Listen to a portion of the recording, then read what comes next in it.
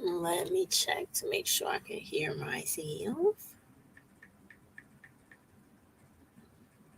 Hello, world. There's a song that we're singing. Come on, get happy.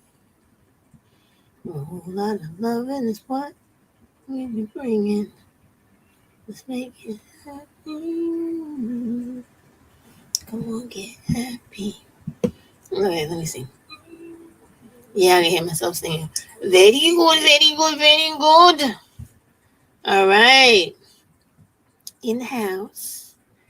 All right. Oh, let me just put my wonderful lady, Shahida Hill, up on the screen for a momentito for y'all to see my girl so that when y'all looking to buy a house and you want some honest information, my girl has it all. How you spell her name? Shahida. Okay, there we go. Come on, get happy. It's my girl right here. Hello. Hello, YouTube. Hey, black women. I see the one person out there. Hello, how are you? You could have used your manners and gave out some salutations and said, hi, Steph, what's up, or something, God damn it. Don't just sit there. Say hello. Put the comments. Let's put the banners up. Let's put the banners up. All right, let's see. What's up? Nobody in the private chat? Good.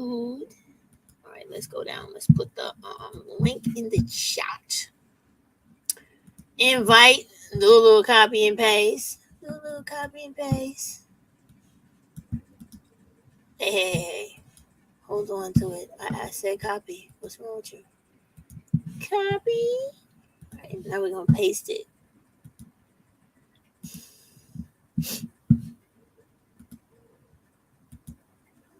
There we go. Boop. In the chat. Am I allowed to pin it? No. It's all right. It'll probably sit there. Okay. I know that sometimes numbers on this YouTube via StreamYard is very deceiving. So I don't know how many people are there, but let me start by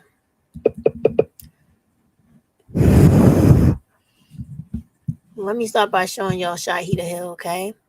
Now, I just want to show you guys Shahida. So when you are looking for someone credible to actually show you how to buy a house, how to save to buy a house, the things to look out for when you buy a house, how to get rid of a real estate agent, how to fire your mortgage lender, how to get a new one, how to ask questions, how to get the buyer to go lower on the closing costs or pick up some of the closing costs, how to almost eliminate PMI. Because if you put 20% down on the total cost of the home, you have no PMI. The difference between a conventional mortgage versus that shitty shit FHA offers, Sally Mae and Freddie Mac, where you'll be paying forever. She explains all of that. Right there at the bottom, she has some great videos for you. When should you fire your agent? Rates drop after you locked in your rate. That's life. You can't do much about that. But I'm sure in that video she'll tell you how you can. Stay in or get out now. Real estate market, coast to coast. And the one I'm going to watch today, in addition to the one she put up today, 1 hour of first-time home buyer. Let me move over so I can see the full title. Home buyer advice, including when you should lock your rate. All right. Income and housing 2023, live question and answer, all types of stuff. What does the underwriter do when buying a house? What happens during the underwriting? All very, very important shit that no one is talking to you about or taking the time to fully explain it the way my girl Rashita does. And she's my girl. She's a New Yorker, moved to Atlanta. I wish she come back. But she's she's the woman, all right?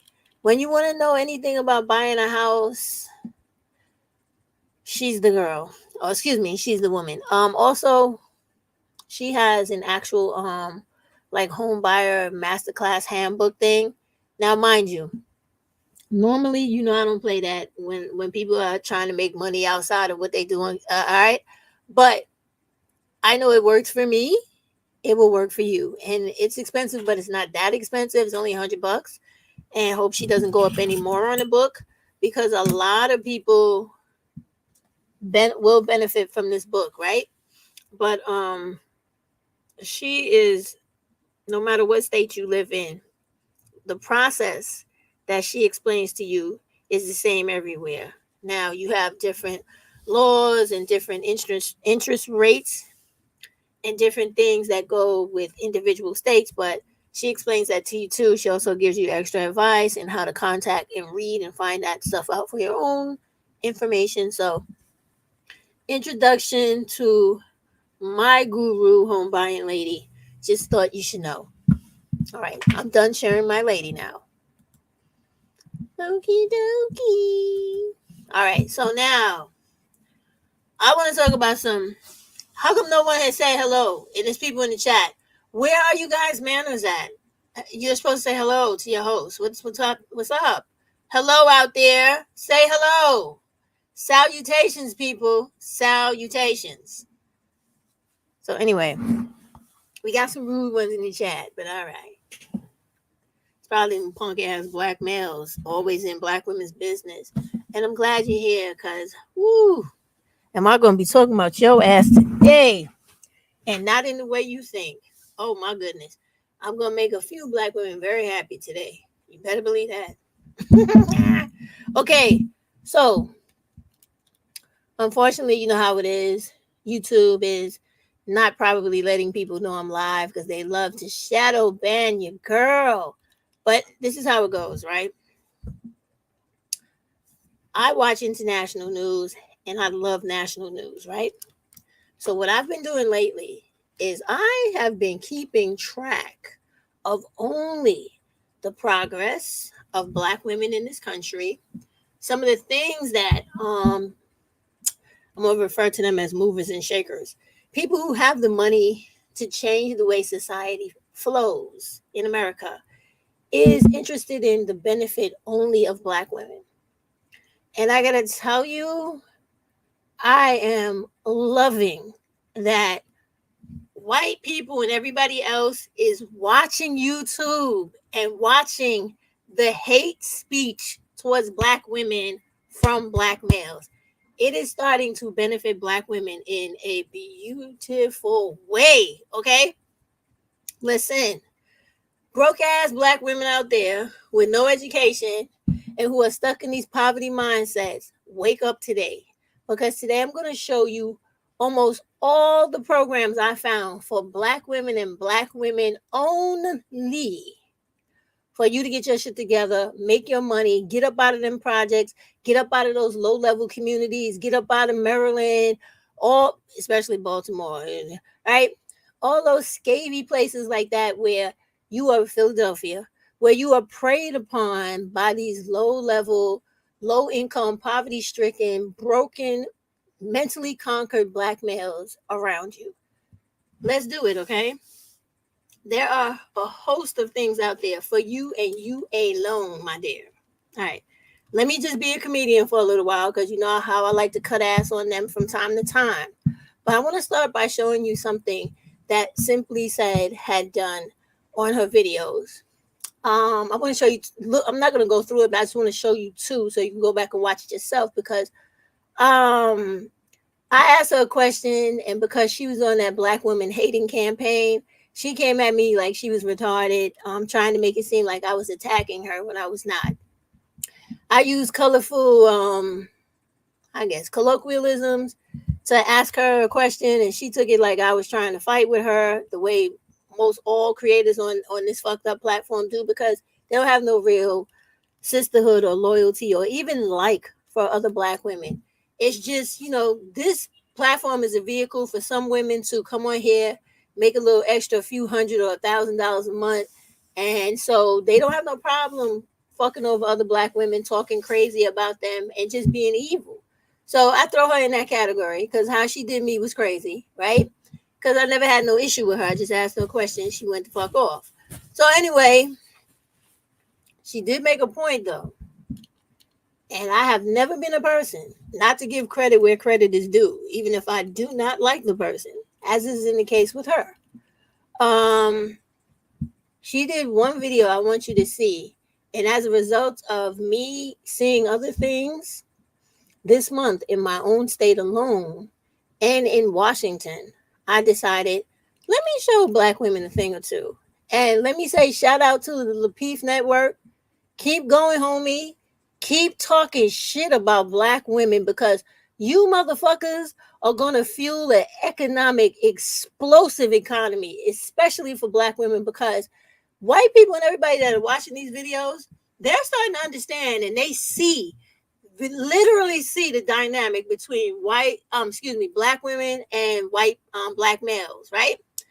I got white people in the brain because I'm talking about the shit. I'm excited about all the shit that they're putting together for only us. It's a beautiful thing. It is the same thing they did after they took over the Black abolitionist movement. I bet y'all didn't know that. I bet y'all didn't know that the first abolitionists were Black women. All right.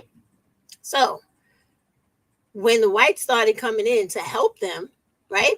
They did the same thing back then that they're beginning to do right now. Remember I told you guys in some of the other videos, right, that Black women have been always subject to all this harsh fucking treatment in this country.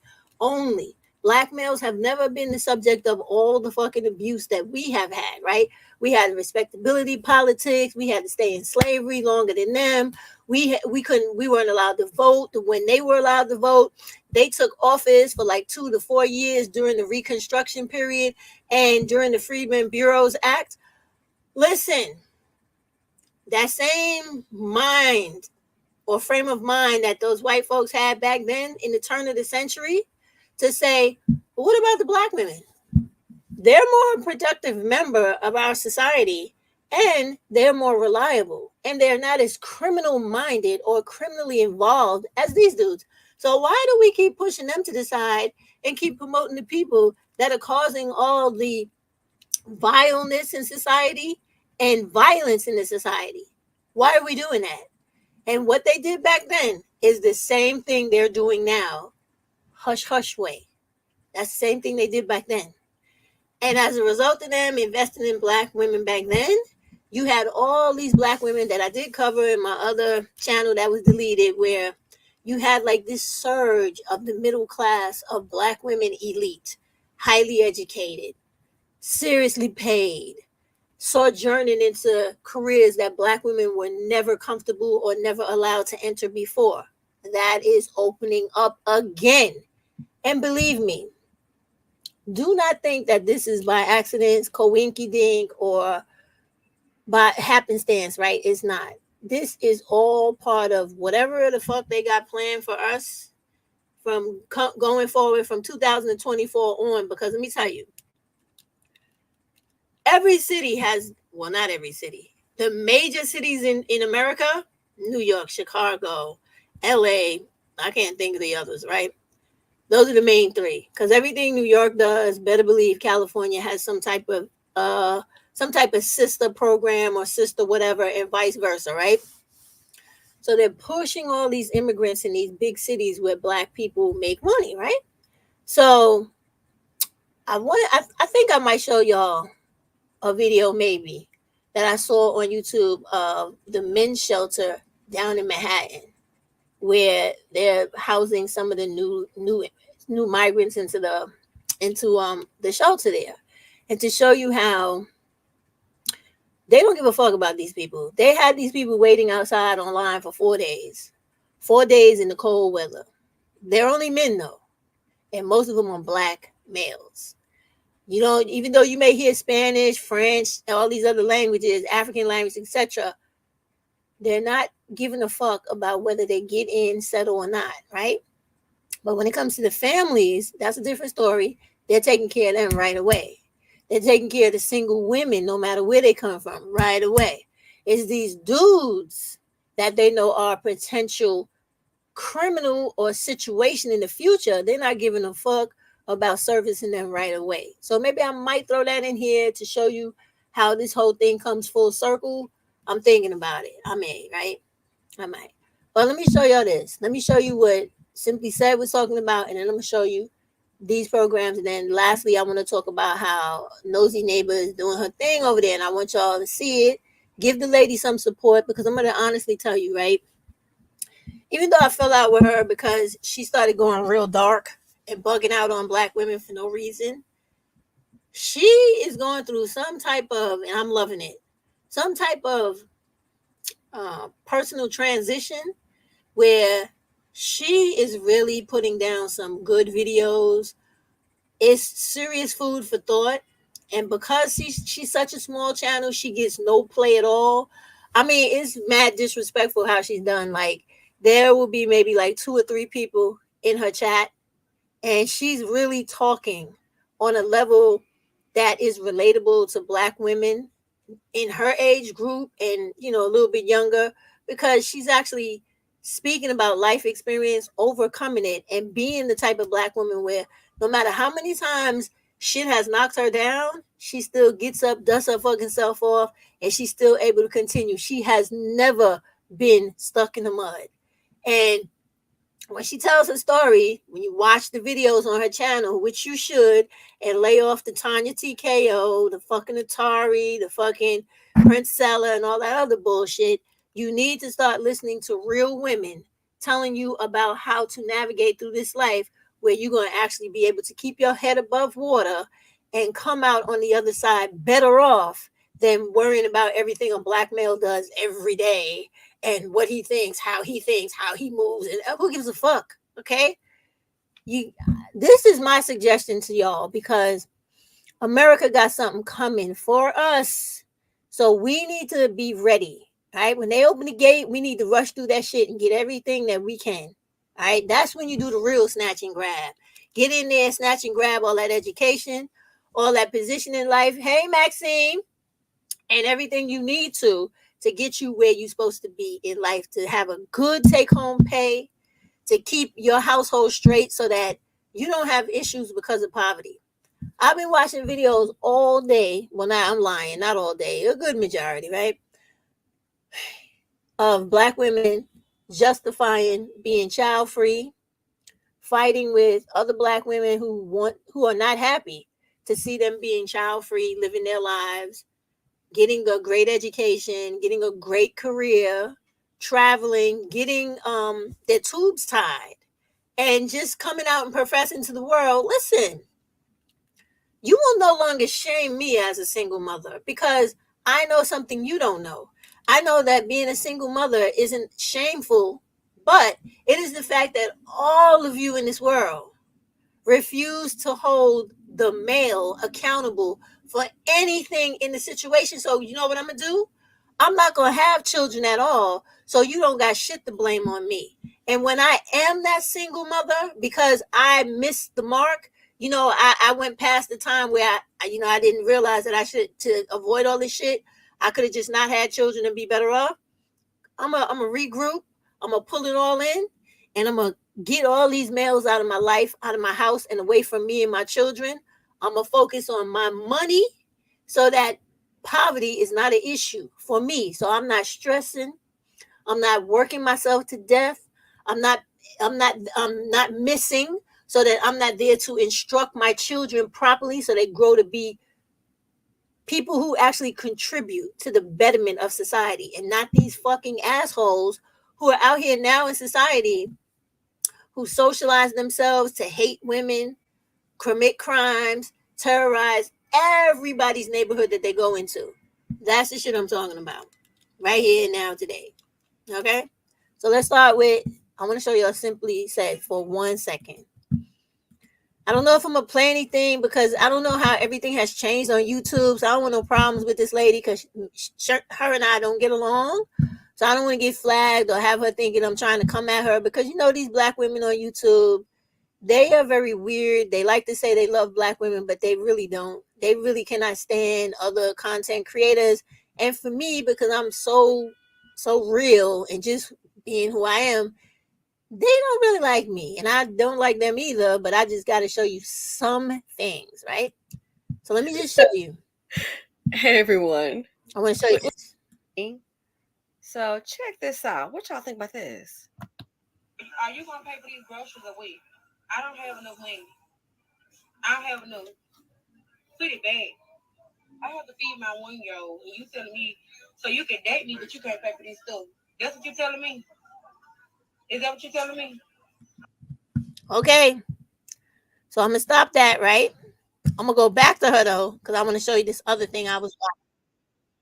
I really hate that thing she has on in the beginning. Hey, everybody. Oh God, it's annoying. Very anal retentive. So there was, right?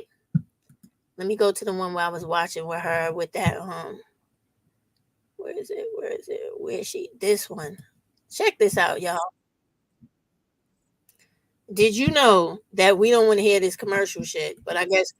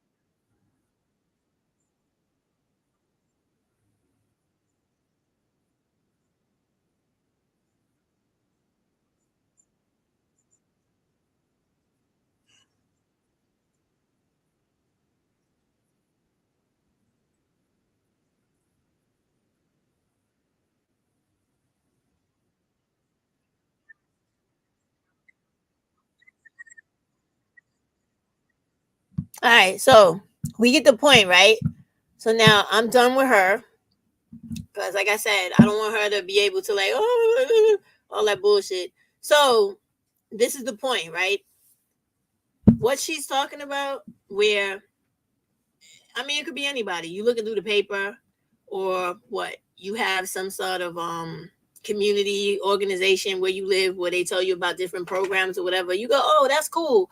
Let me go down there and apply. Maybe I get a job from this, or this looks like something that will lead me in this direction, that whatever, right? You go down, you apply, and you're one of these dudes that all of the world sees on YouTube. Black women ain't shit. They're fucked up mothers. They're the reason why we got criminals and black males in jail and everything and all this bullshit. Everything. The reason why somebody forget to flush the toilet after they use it is the black woman's fault. Is the single mother black woman's fault. The reason inflation is high. The sky, what, goes from day to night is the black woman's fault, right? The reason it rains, dogs bark, birds sing, it's all the black woman's fault. People see this, right? They also know that because of the insane dynamics and hatred these guys are preaching on YouTube, acting out in society, with the increase of the violence and uptake in black femicide and domestic violence and child homicide, right?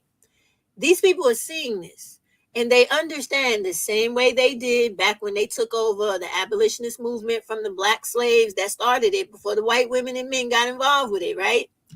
They saw that once we remove the black male from the equation of black women and children progressing, we have no problems.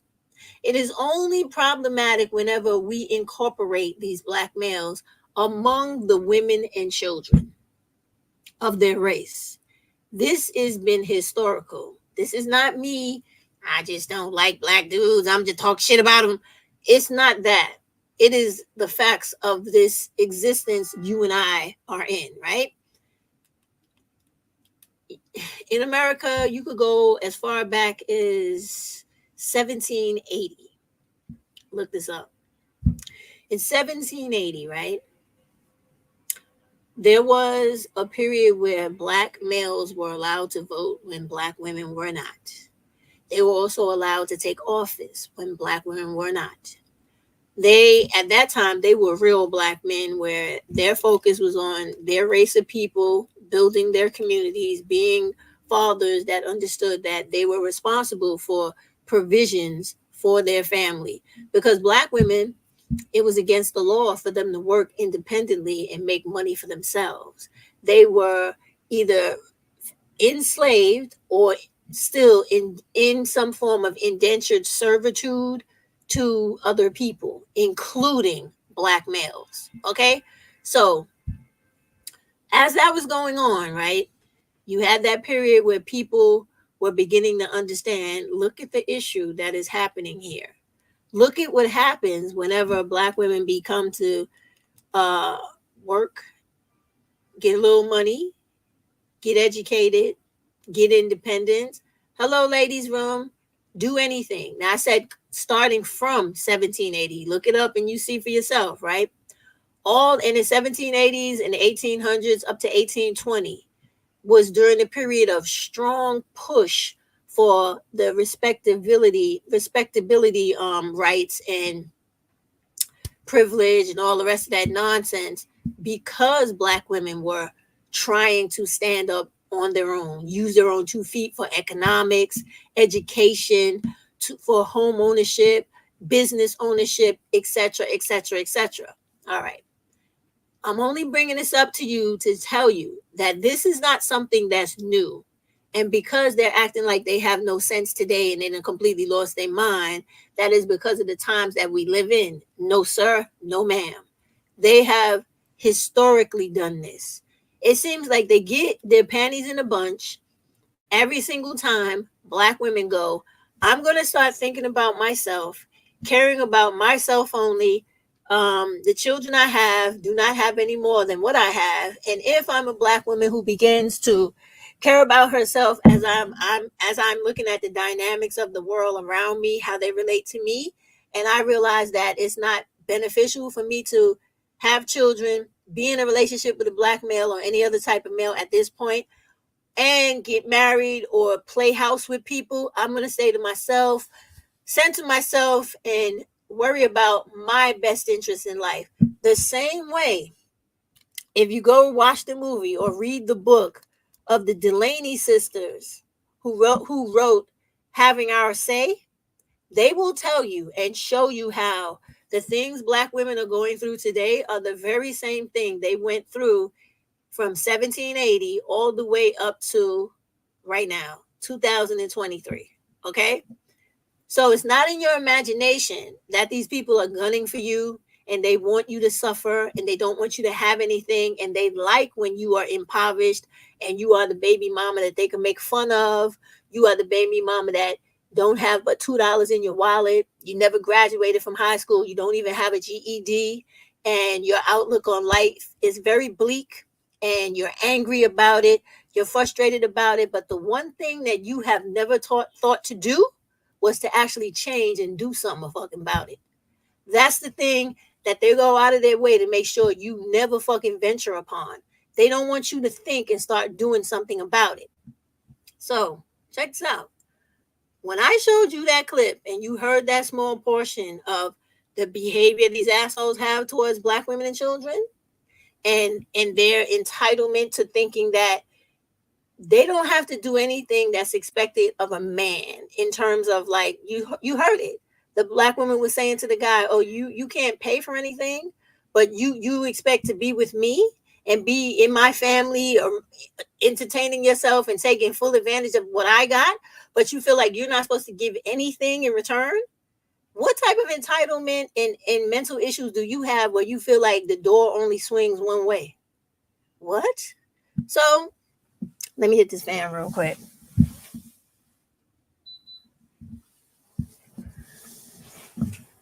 So for that very reason right there, right? And all this craziness that you could, I'm so happy about it now that you could actually click on anywhere where these black males are uploading videos and doing podcasts and oh my god, these videos and just doing all types of talking about black women and how horrible we are. I'm so happy, right, that it has come to the point where people who are able to do something about that, they see it too. And they see it to the extent where they're like, oh, this is problematic. This is problematic because remember I told y'all the other day in the other video, the government is not going to allow public chaos. They can't have it because it's way too many people versus them. There's so many black people in this country. And then other black people of color. That 13% is bullshit. They have to make you believe that in order to maintain control, right? So they're aware of the fact if all of us start acting crazy, losing our shit because we tired of black femicide, we tired of domestic violence, we tired of people trying to shame us for being single mothers because no one wants to actually put the microscope on and talk about the issues all these black males have for leaving their children, abandoning their children, not having emotional intelligence, not being able to actually be in any type of functional relationship with any woman, let alone a black woman, right? They see this, even though they can't come out and come on YouTube and go, well, you know, the American White Association sees this and they point out every single thing that they see wrong with black YouTube, the black community, etc., and go, we have a resolution, we've come up with this. And as of January 1st, 2024, we're going to begin to implement da da da da da da. They're not going to do that. Remember, I told you, read the books, like read all those books about dark psychology and the dark psychology book, because they cannot just come grab these dudes up out of society. They're going to slowly pick them off. And they slowly pick them off by refusing them services, resources, work, access to things that have always been readily available to them that they don't take advantage of. And they're going to start doing the same thing Goldman Sachs and every other person and or company, organization, association, etc., in the government sits back and goes, yeah, we see it, we know that with these black folks, the only ones that are actually caring about family, caring about being good citizens, doing the right thing, and caring about their people is the women. So okay, so we got to do something to give people an opportunity who are trying to chase it. So look what they're doing. Check this out. You're not going to see me for a little while because I want to go into all these tabs. I want y'all to see this. Like Simply Said has showed you, right? They wouldn't let the black dude into the program because it was all black women. Now, what Simply Said went on to say was that she thinks that the white woman who was running the program didn't want the black dude to come in there and cause problems because, you know, they like to get physical. They like to try to get strong on women, right? They like to try to hurt black women more than any other women. She didn't want them to come in there and have their little menage a trois and all types of insane romances. So they said in order to keep the peace and let people concentrate on what we have them in here for, which is to work and study, we won't allow the distraction in. It's beginning. Also, if you go on her page, you're going to see same thing I told you about what was happening in New York is also happening in Chicago. There is a video on her channel where she shows nothing but young, old, every age black males, homeless, riding the subway because they are so dysfunctional in the way that they function in everyday life. No one wants them in their home with them. So they have no choice but to be either in a penitentiary somewhere or roaming the streets, thus being an issue for society at large. So let me tell you what's coming.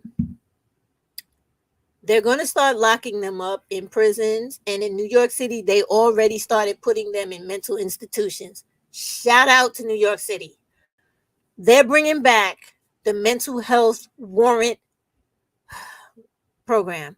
Let me tell you something. I was so excited to hear that shit. I was so happy. That means they're going to be grabbing up all these nuts from off the street who want to use mental illness as an excuse.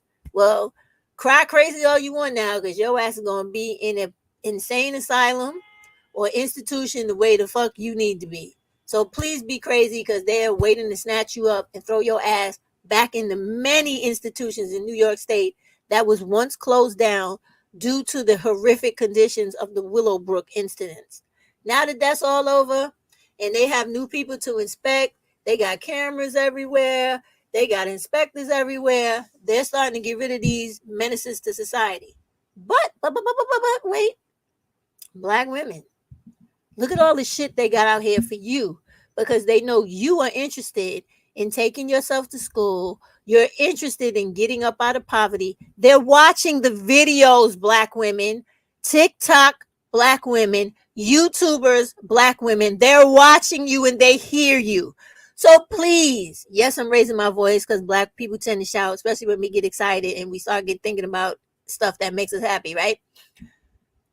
Black women, and for all those young Black women on TikTok who are killing it with the I'm not having any children, I'm going to school, I'm taking care of myself, I'm not trying to live in poverty, y'all better keep going. Why is it always TikTok that leads the goddamn way and Black women on YouTube can't get their shit together for the life of them? What is the deal with that? Okay, anyway, many thanks and praises and the highest shout out possible to all those Black women on TikTok doing the goddamn thing to make these people understand that Black women not playing. They are no longer trying to be victims of domestic violence. They are not trying to sit around. They're running from Black femicide. Even if it catches them, they're running from it.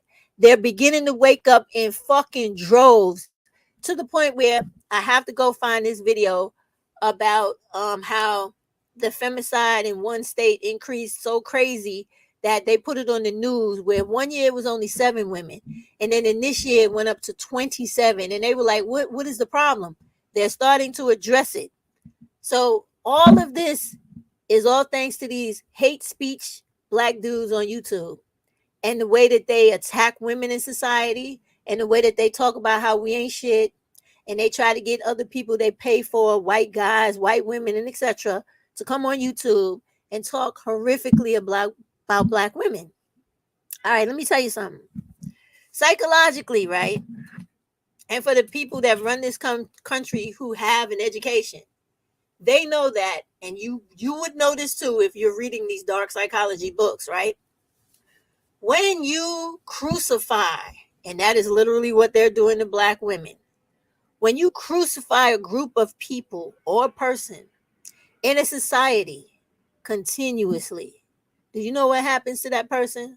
Most people think that the majority of the people will do what is likely, which is to hate too, and to develop that thing where they try to make the person the same way Hitler did, make people feel like, and slavery, make people feel like this particular person or this group of people is less than human. So because they're less than human, you're allowed to do whatever you want to them. All right, on the surface. But then when you go to the next level of that surface, right? And people start watching the dynamics of the group. They watch the Black women versus the Black males. They watch the white people on the Black male side. They watch all the women come against the Black women because they jealous of hair, looks, body, whatever, creativity, whatever. They watch. They sit back and watch. Because I actually had somebody approach me about this shit on my job. I couldn't believe it. I really couldn't. I'll tell that story later. So they sit back, they watch. And then what happens is, you know what happens? It's human nature. The great savior complex comes upon people. And they go, hey. Just like the person who stands up to the bully in the schoolyard, right?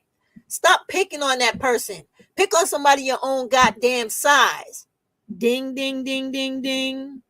That is the era, Black women, we are approaching today. And I'm going to tell you, do not drop the fucking ball on this one, Black women. Take all these programs I'm going to show you today and fucking run with it. because they're putting them out there in droves for you to get your ass up out of poverty and to leave that ignorant motherfucker in the dust where he belongs. Let's look at it. Right here, we have a Women of Color PhD program. Do you see this? Once again, I will put all these links in the description. Do not stress about that. We're going to go through it because there are so many pages, but I want you to see as many as possible. Look at this. You see what you see? You see the mindset? How minority women can find the best programs, support, and success. They're tired of the bullshit. They're tired of hearing LaFace or LaPeef and all that shit network and all these manosphere people and all the rest of these motherfuckers on here, and the fact that Kevin Samuels' page is still up to dehumanize black women. When other people in this world who are intelligent and they're the movers and shakers of our society and government, they know better. They know that those are the taxpayers. Those are the women that go to school. Those are the women that start businesses. Those are the women that build up their community. Those are the women who have W-2s at the end of the year, W-9s, and who are also contributing to causes, creating new associations, nonprofits, for-profits. These women are not sitting on their ass in life. They're actually contributing the way a good citizen does. So hold on now. We can't have all that beaten down on this one group of people when they're not the problem. They're actually the victim. All right, let me just go through it, right? Just see it right here. For instance, issues faced by women of color. Now, the next thing I would like us to challenge is for black women to be pulled out of that bullshit of women of color group. We're not women of color. We're black women. And the reason I say that is because our issues are specific to our group alone.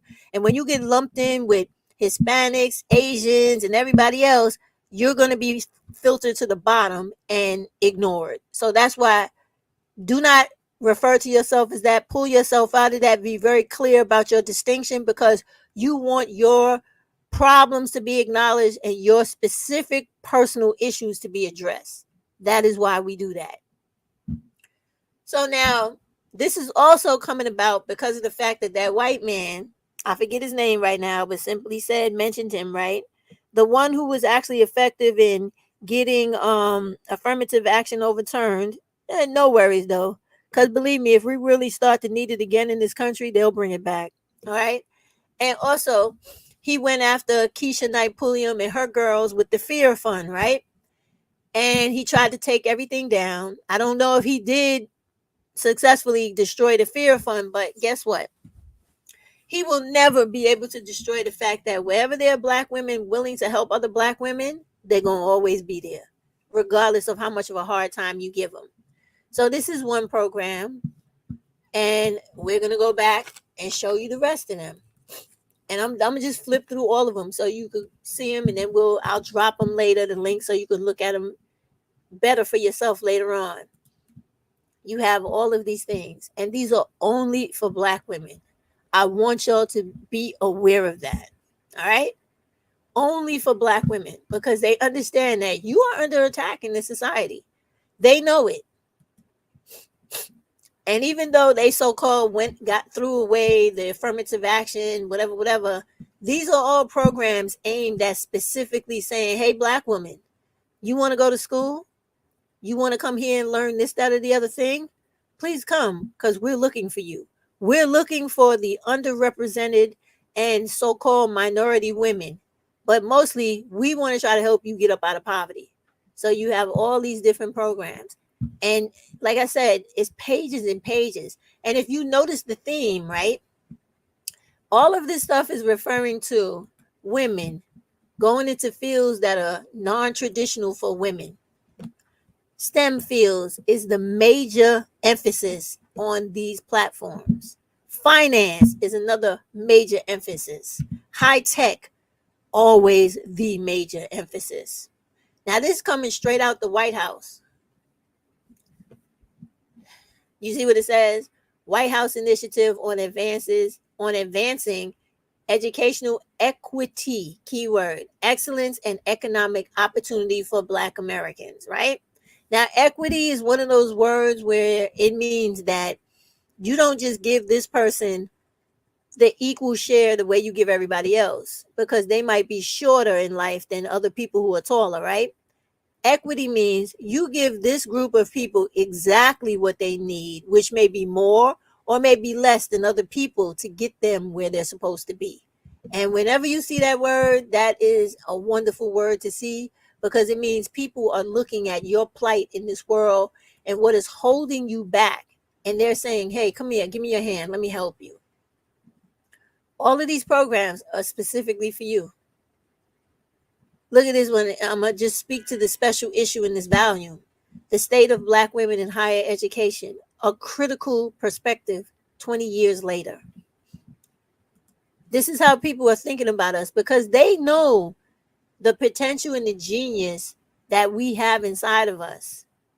And they're waiting for you to understand that and go seek out these problems and get yourself in it, to pull yourself up so you no longer experience socioeconomic disadvantages from childhood to adulthood. Please, Black women, right? You see, for Black women, you're going to be seeing so much of this. So much of this. Look, supporting Black women's success in post-secondary education, meaning they're trying to take you to the highest level of education so that you no longer have to be subordinate to anybody. They're trying to put you in the supervisor's position, the director's position, the CEO's position, the CFO's position, whatever it is. That is their goal with all of these things that they're doing. Look, you see what I'm saying? This is completely free. Did you see that they mentioned that it was completely free? Look, our mission, Empower is an international nonprofit on a mission to empower, support, and connect children and young adults up through age 24 who have experienced the loss of a parent, right? If you're one of these kids, you see all of the things that they have for you, because we can't just begin to look at grown-ups and go, hey, we know you have a tough life. You're only working at Wendy's or whatever the case may be. Let us try to help you do this, that with your life. They understand that it starts earlier than that. And all of these programs are out here for you. They really are. And I'm just trying to show you some of them, but I'm trying to seriously bring this to your attention. Everything is on. If you haven't noticed, the theme in all of these shares I put up is about women's education, women's freedom to education. Look at what they're saying here. Women's education, feminist activist toolkit, or whatever. Basically, they can say all that fancy stuff, but it's women are the future. Women need to be educated. Women need freedom. They need to choose women's empowerment through education. That's the message in all of these damn shares. I forgot where I was. Let me get back to it. Let's see. Where was I at, y'all? Okay. Look at them. Education blogs, empowerment training, all types of things. This one's for Hispanic women, but still, nonetheless, it fits the narrative, right? Where's this at? Oh, that's in Boston. But the point being, right? Let's get back to the Black women. Sorry about that, y'all. Listen, it's so much stuff here for you. So much. So much stuff. This one website alone is talking to you about how you can apply for grants, right? You see it? And scholarships. But when you go further, they're talking about grants for Black women, older women, grants for women felons, women over 40. And then over here on this side, they're listing the majors they give you the stuff in, the women that they are dealing with. What does that say right there? African American. You see that? All this stuff is here. And all you got to do is take advantage of it. Scholarships, especially for African American women. This is all here for you. You got to go find it. You got to get on Google and do something besides watch Tanya TKO, and what is that other chick? Princella and the rest. You don't need that. You need to get education in your head so that your mind expands, so that you can understand what people are doing, what is happening around you, how to best navigate away from things that are trying to trap you. Whether it be a guy trying to trap you with a child, trying to trap you with marriage, or somebody trying to trap you into a dead end career or a dead end job so that you're stuck. Let's take, for instance, in New York City, if you were being a teacher, most people would think a teacher is a great job, right? Not in New York City, it's not. You know why? Because your money, your pay is capped at like $80,000. And there are other states in this country where people could be teachers and their salary is non-capped. There's no ceiling. You could be a teacher making like $150,000. So this is what I was talking to you about, freedom and knowledge. So when you get education, you are better able to live good in this world, live good in this life, because you see the pitfalls and the holes in the ground before you approach them. And so you're able to walk around it or take another route instead of falling into the fucking ditch. That is what I'm talking about. And what are they talking about here? This is in Indiana. See what I'm saying? Like, they have all these programs everywhere just sitting there waiting for black women to come on in and take advantage of that shit. Just waiting.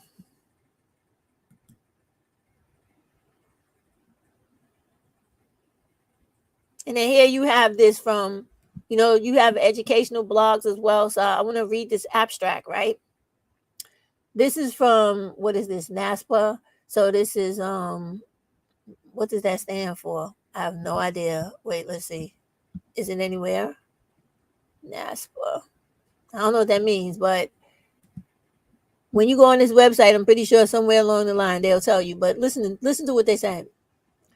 Black women have made tremendous progress in higher education. However, despite increases in enrollment and graduation, research regarding Black women's experiences in senior level positions in the student affairs field is limited. The purpose of this qualitative study was to explore the experiences of 7 Black women in senior level positions in student affairs at predominantly white institutions, analyzed using a Black feminist thought theoretical framework and a narrative inquiry. This study amplified the unique standpoints of Black women in student affairs leadership positions at these PWIs. The finding revealed strategies used and barriers faced when navigating racism and sexism for Black women in senior level administrative positions in student affairs.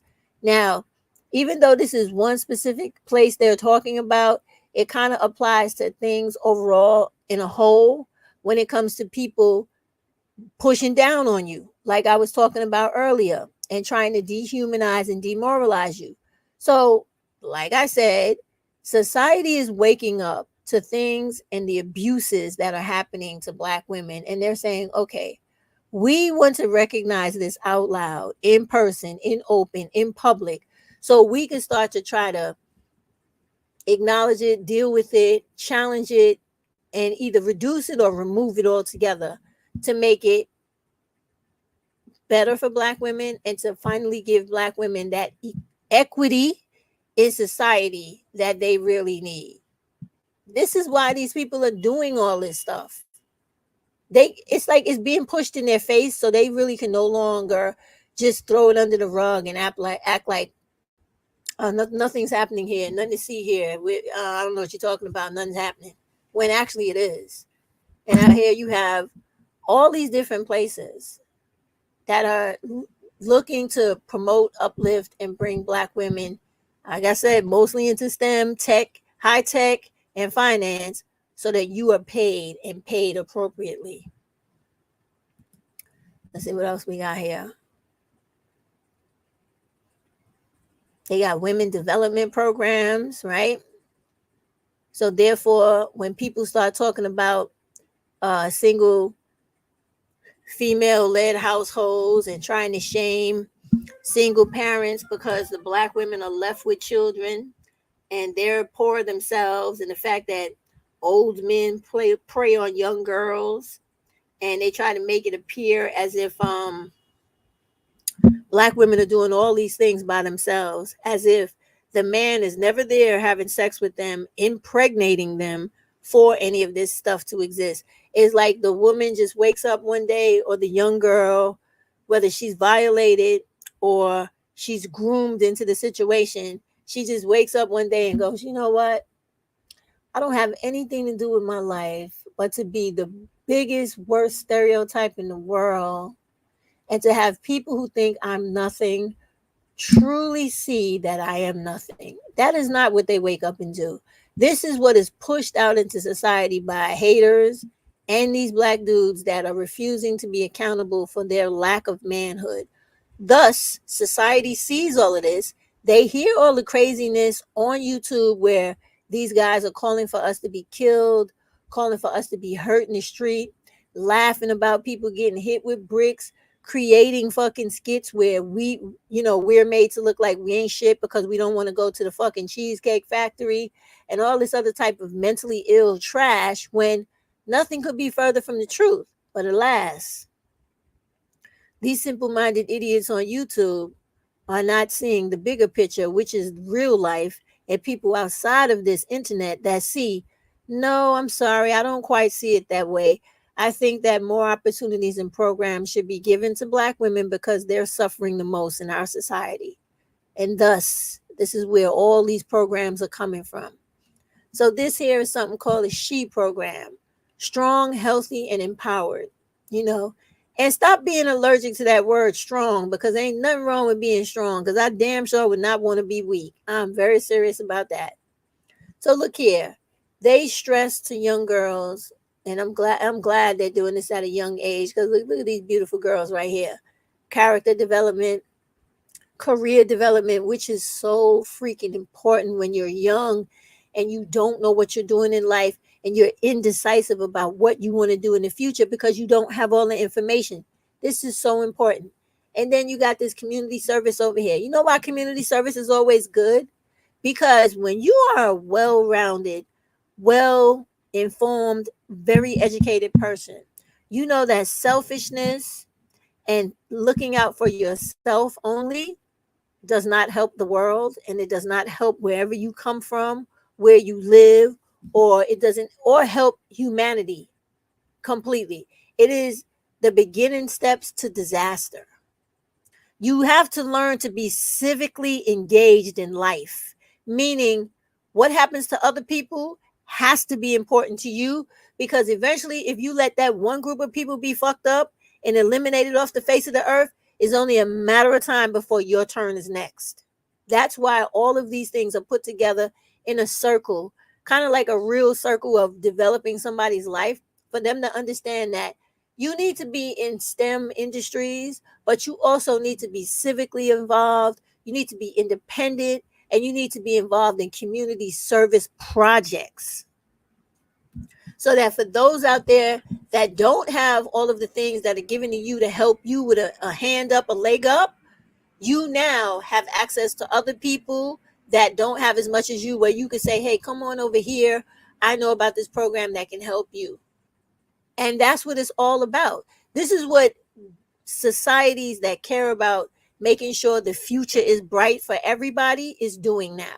So you see, they're starting with these girls. They say these young women between the ages, well, they're wrong with that, because a girl is not a woman, and she's not a young woman either. She's a little girl. So, but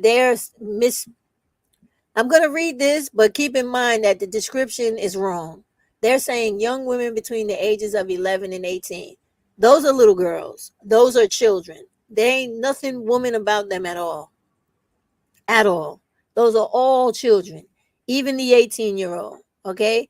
Now that one person might be considered a young woman. Okay. She's approaching it, but she's nowhere near a woman. So they're wrong with saying that. They should have said young girls between the ages of 11 and 18. See, because you got to be very careful with wording, because things like that, where people put young women and then you say ages of 11 and 18, that gives people the wrong impression that a child is a woman, young or not, and she's not. When she's 11, 17, and even 18, she is not a woman. She's still very much a little child. Physiologically, anatomically, and mentally, she is very much a little girl. So yeah, I have to just show this stuff because this stuff is important. All this kind of stuff is important. It is seriously important. Is that the same one I had just clicked on? No, this is another one here. What is this? Madeira. Um, what is this? Now this one they're talking about solidarity, and in what way? Transcending geographies and generations is sustainable generation. No, we're not doing that one. I'm not into supporting the LGBT stuff. That's not personally my thing. All right, I'm into Black women and little girls getting out of poverty. How can we help Black students, Black female students, right?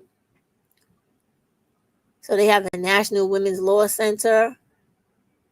And that's another thing. Speaking of National Women Law Centers, Black women, you should always be looking into things like that, because when you have these law centers, you could bring societal problems to their attention. These are the people that take those issues like Black femicide and the increase in domestic violence to the lawmakers of our nation. And there, these people will put together bills that become laws to help protect Black women and little girls from the things that are happening to us every day, all the time, that if some of these YouTube creators have it their way, no one would ever even give a damn that we're being killed every 4 to 5 hours of the day. So I just, my city, I love my city. I just have to big it up. All right, so this here is an organization in New York City, right? You see what it is. This is about empowerment for all ages of women, right? And this is about building healthy communities. Now, they got a lot of stuff. I can't really go into this website because this is one where, if you don't have a subscription and all that kind of stuff, they pretty much going to give you just the basics of it. But if you ever sign up or subscribe to them, you can see from here, they actually have workbooks and things like that online. All right, let me just go through it. They have stuff for personal development here, right? For your little girls and you. Because just because you're a grown woman doesn't mean that you were actually given the lap time in your life to sit on your mom's lap and have her go through things to nurture you, to make sure all of the corners of your personal development were touched. So on this website, they go through it. Like right here, from age 3 to 8, they talk about empowering themselves, right? Then when they get a little older, they have this adolescence group and they have a little empowerment blog. And the girls say like things that are near and dear to each other to make sure that they grow and they have a sense of belonging and equality and love in themselves, build their self-esteem, right? Then they deal with the teenagers, right? And they have this equality for women portion. You can see that here. I'm going from what they're showing you, but I'm telling you about it, right? And they talk about how women have to see the potential in themselves and get out of all types of forms of self-sabotage, like drinking, smoking, teenage romances that have domestic violence in them, staying away from old men who are preying on young women so that you get, caught up in a situation where you're having a child before you should, and now you're in a situation that no one can really help you because now you got to involve the police, you got to involve the courts, you got to involve this one, that one, and the other one, where if you would just stay the little girl, kept your virginity and listened to your mother, whether your mother's good or bad, and stayed away from guys in general, not have sex, and don't be groomed by these people, you would not be in this position. That also plays into the emotional intelligence. And by me saying that, do not think I'm blaming little girls, but I'm being very real with the situation. When little girls are out in the world, they fall under peer pressure.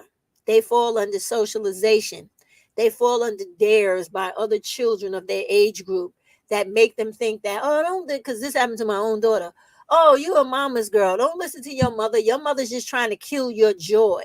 You should be able to live life and have a good time just like the rest of us. Boys are not an issue. Boys are here just like girls are, and having sex is natural. And if you get pregnant, you ain't got to worry about it because you can have an abortion, or you could take the Plan B pill, or adoption, and all these fucking excuses, except for the fact that, look, the reason your mother or someone else who takes care of you is telling you to not have sex and to stay away from older guys, especially, and boys of your age that are pressuring you for sex is because you are going to destroy your whole fucking life if you have a child before you get an education and then before you get a career to take care of you and your child and be financially stable. That is the end lesson to that fucking story. That's the whole parable to that shit. The fact that when you're young and you're a child yourself, or you're not financially in a position to take care of children, or to be in a situation where you got some bum looking to take advantage of you financially, sexually, and otherwise, you are not prepared for that shit. So don't take it on. Bottom line. So this website I found to be really, really useful in my own personal life, because this section here, I strongly am always on this section with my own granddaughters with this, even though they're not 16. I'm giving them the foreshadow of what's to come. I go, this is the trouble zone. This is the trouble zone in life, in every young black girl's life, when she's from 16 and up, because all the grown niggas start trying to chase after her and sexually manipulate her, control her, dominate her, and baby trap her into a life of either getting beat by this dude, having tons of kids from this dude that she can't afford, shutting her whole life down where she's never able to have any free time for herself, freedom to go explore the world, see life, do something that she wants to do for herself. You can't no more because you got this little baby by your side, and you got to make sure that baby is right before you go do anything you want to do. So if you stay away from these motherfuckers to begin with, they cannot cause you misery in your life and hold you down like a fucking slave. You don't have to run for freedom because you hold on to freedom from the beginning. That's the most important part. This part right here, believe me, I really be going in on this part with them. The emotional intelligence handbook part here, I actually copied this thing out, put it into 2 books for my 2 granddaughters, and we go over this all the time. Like, they have to learn to express themselves through thought, feeling, and experience. I don't give a fuck if you don't like it. You have to explain to me why, and then you have to explain to me another way around it, or another way of fixing it, resolving it, or avoiding it. You got to tell me that. You can't just be thinking one way just because your feelings are hurt. All of that is in here, and this is really good. Then last but not least, they have the literacy part. This is about finances, and this, when the sooner you start this with your girls, the better off they will be, because then when these dudes come walking around them trying to flash a little bit of chump change in their face, or some car that the girl thinks is expensive, or some bullshit watch he got on his wrist that they think, oh, he got some money, he's gonna be nice to me, and now I'll have something and be able to get things I never got before. Bullshit. All a trap, all bullshit, all game, all gaslighting. And when you go through all of that with them, they learn how to save money. They learn how to begin to get interest on money, understand how to invest money. Even if you don't know, you can learn too as you're going through that with them, because they have it set up that way. These are all the things that need to be going on with black women and little girls, so that no one takes advantage of you anymore. Period. And then last but not least, let me see what am I going to pick on next. What are they talking about here, right? Oh, this is Mava Collins. I'm just curious about this, y'all. Hold on. Wake up, everybody. 12 black women educators you should know. Yeah. We know Mava Collins, but I thought I see Bethune.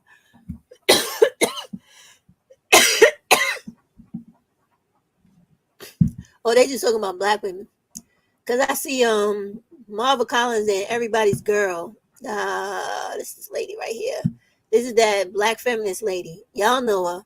Audrey. Listen, y'all. The name's not coming to Audrey Lorde.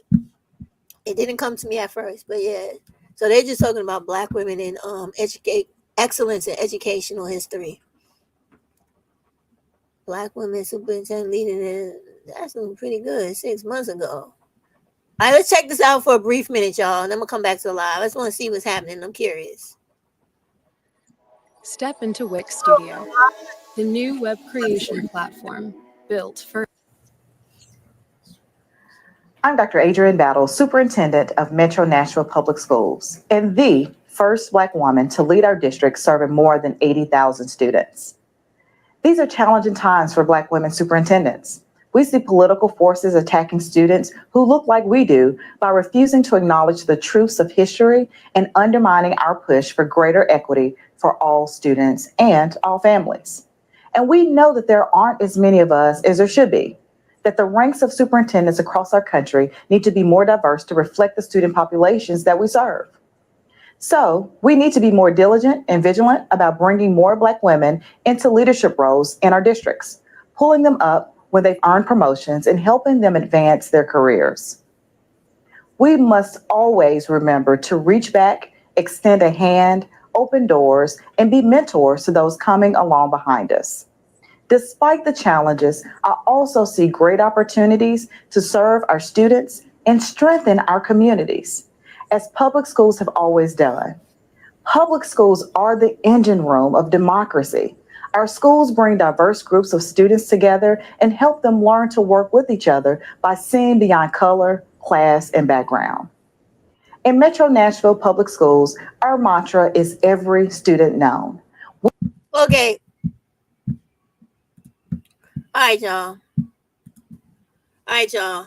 Hi. So, all right, we saw that. Oh, sorry about yawning. That's very nasty. Listen, that's the whole point of all of this. Black women. There's a lot coming down the pipe. All that information that I had showed you, I'm going to put the links down underneath for you to go on a lot of them on your own to see what you like. Even if you don't like it, right? Take the information from it, because information is always power. Something that you read in that article could spark a thought for you to go research something else. When you go find that thing you're looking for, you're going to always find something else with that you were looking for that's going to open your mind up and path of learning into something else. All of that different information that you retain, it helps you evolve as a person, so that when you're looking for something, you know where to go for it, you know how to ask the questions, you know how to get the programs you need, and you know how to find the people you need to seek out to help you get wherever you're going. That is most important about, even if you don't care about what's going on there, go take your time, peruse it, see what they're talking about, see what they're doing. Sometimes see who they're affiliated with and go check out the affiliates. They might be doing something you're more interested in. Information is always useful, even if you can't use it at the time. I'm trying to tell you, it really is. All right, so now I want to show you guys Nosy Neighbor a little bit today, because I really like where she was coming from. I'm gonna try to fast forward through some of the video, because time restraints and people getting offended by you using their video. You got to navigate and jump over all of that. So, but I want to show you what she was talking about today, and then expand upon a little bit, okay? If you guys don't mind. So she's all, now I just want to bring this out, right? She's been going hard for the last couple of days about Black women and them exploring their ability to analyze and self-check. She's been doing good. Let me get, oh Overpowered God. germs without an overpowering smell. Now, isn't that refreshing? Give us a minute, people. Give us a minute, because we got to get rid of these ads. I got my calendar. All right, let's move a little forward. 304 culture. What they are blaming is Black mom, black mother, black mom, black TC, black baby mama. Kirk Franklin mama did it. I got a case for this. This is a real video. And if y'all thought I was gonna do this video without no earrings, we, my neighbors, I'm just a fashionista. My neighbors is diva. They got money, but some of them think they divas and they really just fashionistas. So it really ain't got the fashion or the divaista. But we take you as you go because somebody over here believe in Christ. Somebody, not me, but they believe and they do us. They keep us lifted up. Then we got a little the magical spirit girls. They still working on their spells. The magic and the spirit girls is different because the spirit girls, he out here now over Coyle Ray, biracial woman, Benzino daddy, saying Busta Rhymes should have been developed. Everybody's great black fathers now taking up. And Benzino came out and said, I should ask my daughter for money. I created her. Yeah, but y'all fighting for her rights. And she don't got no good black mama, no good black daddy. This word, girl. So fight for the rights of the white racial girls. All right, that's not the video I was looking for. But let me just point out something about what she was talking about. You see how people are always constantly trying to blame everything on black women when it comes to how they raise their kids, the responsibilities parents either have or don't have to black women and their children. That's something else. I don't get into celebrity gossip, so that's not my thing, right? But I think this is the one I was talking about, right? Yeah, this is it. I apologize for the other one. And who cares? No apology needed. She's right. When you sitting there and you talking about how a dude that abused his kid their whole life wouldn't help them get put on to entertainment or anything that to live the life they were living, he's a piece of trash. And then when the kid goes on to surpass the expectations, the low expectations that parent has, now when that kid has the money that the parent thought they would never have, they come ask the child for money, and the child is like, no, because you weren't the proper parent to me. There's no reason to talk about that kid or make it seem like that child or that parent is wrong, because they're right. When you had the opportunity and the obligation to take care of your child and be the appropriate parent you were supposed to be, but yet you didn't feel that was something you needed to do at the time because you would rather do things you wanted to do, when things turn out the way they do in the future, you cannot complain about that. That is what they call just desserts. I'm gonna fast forward this a little bit because she tried to be a comedian a lot. Oh my god, Jesus Christ, with these fucking commercials. All right, let's see. All right, come on, get. All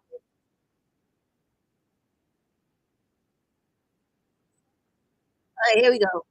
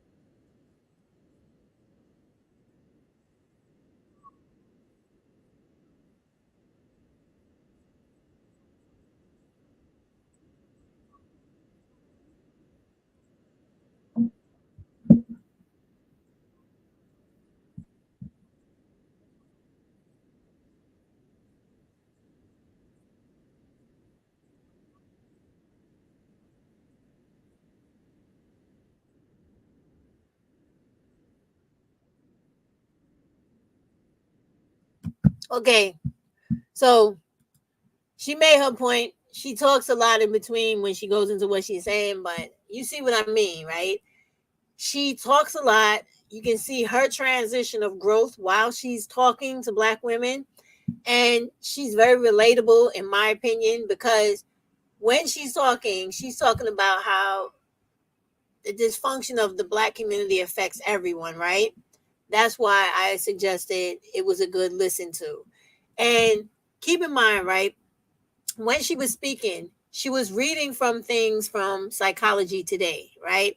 Psychology Today is some of the things that I think Black women on a whole need to start doing, which is to read up on why it is people do the dysfunctional things they do and all the extenuating factors around those things they do, how they all play off each other and continue the dysfunction that later teaches the child that's living in the dysfunction to continue the dysfunction. Although they may have valid points and reasons for hatred of the parent, dislike of the parent, and distancing themselves from the parent. What she was talking about and what I got from her entire video, which is not fair to you right now because you only saw a small portion, was she was promoting self-care, right? She was talking about not diminishing or invalidating your experience or whatever you went through, because I can't speak to it because I wasn't there, right? But what she's talking about is once you understand the reasoning behind the issue and you yourself say, I am no longer going to carry this shit with me in life, fucking up my own life, I need the tools to learn how to make that happen. So in learning how to make that happen, you either seek therapy from a personal one-on-one, or you might be a person where you like to do it yourself through the self-help books or nowadays self-help videos. And be aware of the fact that there are tons of real therapists and clinicians on YouTube where if you wanted to learn about a particular thing that may have affected you and you want to keep it very personal, very close to chest, you go to those channels on here. There are quite a few of them, right? You pick the video that fits your issue. Listen to it. Watch the accompanying videos. Learn that whole field or that one particular topic that pertains to that issue that affects you. Then you begin to learn to work your way through all of those unresolved bad memories, traumas, and whatever other baggage you carry from that period of your childhood or your marriage or your relationship with this dude, that dude, or something that happened to you in high school, or I don't know, back in grade school, or even a vacation you took, or having to stay at an extended family's member's home, whatever. Listen, do it because it's not to say that you got to make up with your mom and make things right. I believe in civility with everybody when they're related to you, whether you like them motherfuckers or not. That's just me. You don't have to be like me, but that's what I believe, because I also have a bad relationship with my mother. We speak, I love her to death, but I don't like her, right? And the reason that is because of things that happened to me as a child that were not directly done to me by her, but because of her lack of parenting and, in my opinion, protection. But at the same time, don't get shit wrong. I had a fucked up father too. His ass was supposed to protect me as well. Everything was not to be thrown on top of my mother like she made me all by herself and she's responsible for me all by herself. No, no, no, no. Both of those motherfuckers are complicit equally together. And I don't give a fuck if he died early or not. His ass should have still made provisions in death the same way his father did and the grandfather before him. He don't get no fucking excuse from me. It's not. I'm not doing that. I'm not going to blame my mother solely and excuse my father and everybody else that was complicit in fucking me up. I'm not. But I'm going to look at this woman's video and I'm going to see things that I need to pull out of it that fill in the holes that are inside of me and make me see things a lot more clearer and make me that much more fucking functional so that I, even in this day and time, where I have good relationships with all my children except for one piece of shit I threw into the street, never to see that motherfucker again. I don't want to hear anything from him. I'm gonna go past that right now, right?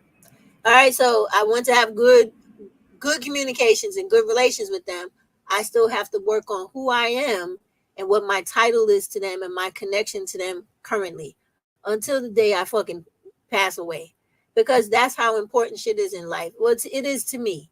And when you do those things, you help other people see that if you came out of a house of alcoholics the way I did, drug addicts and everything else, I'm talking about my biological parents. Not everybody else related to me, because everybody else related to me was shaking their head, looking at these two motherfuckers like, oh my God, what the fuck is going on over there? What the fuck wrong with y'all?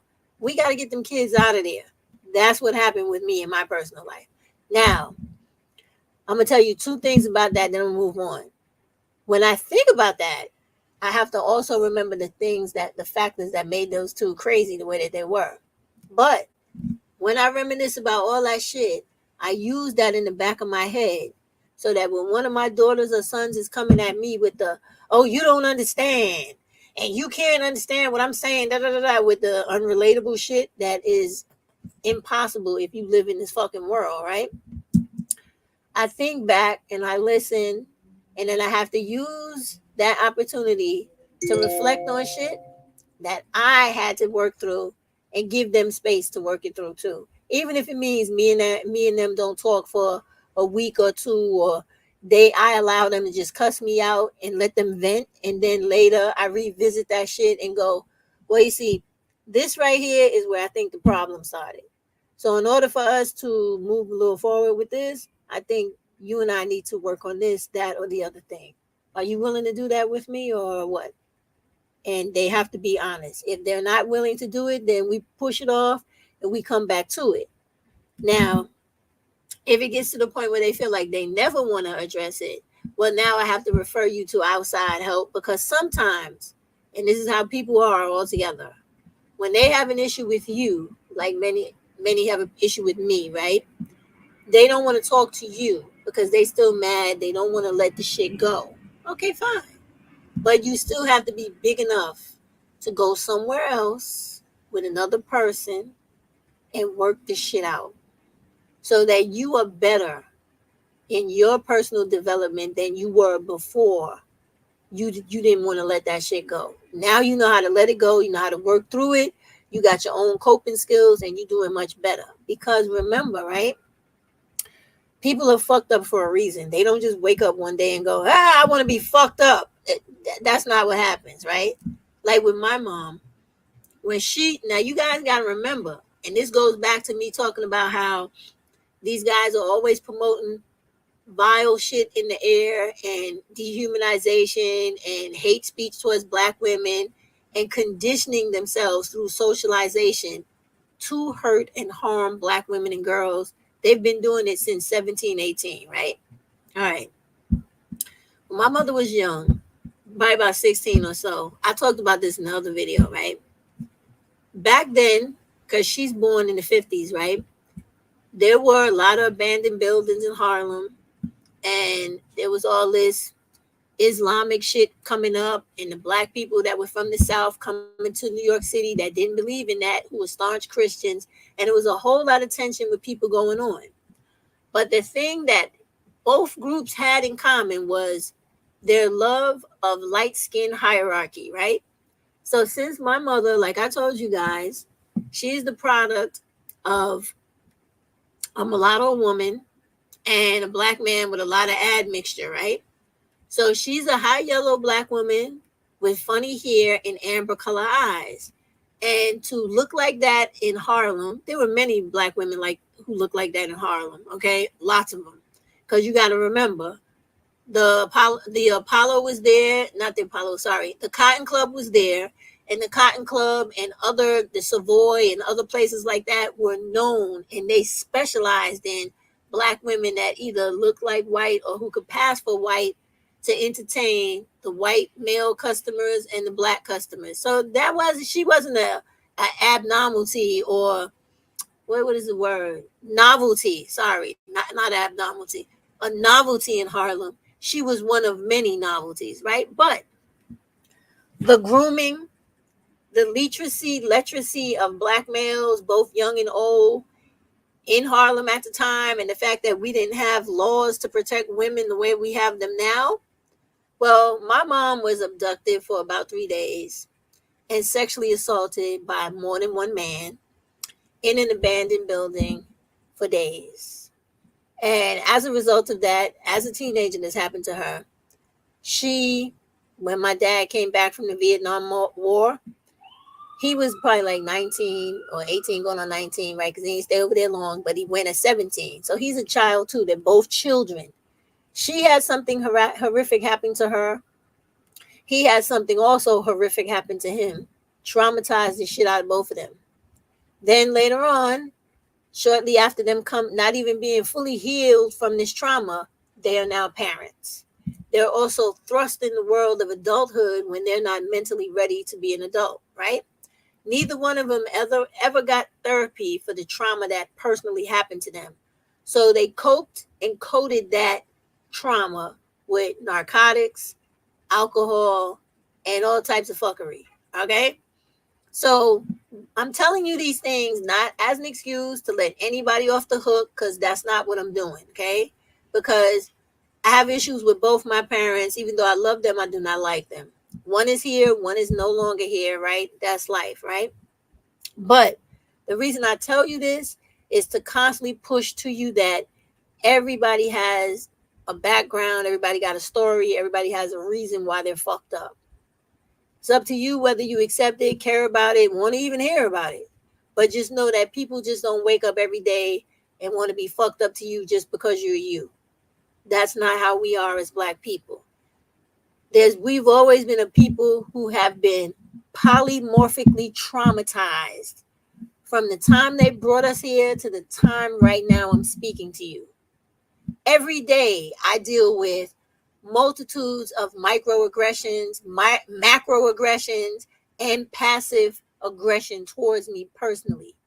If you do not think that does not affect people in every aspect of their life and how they function in the everyday dealings, you're wrong, because it does.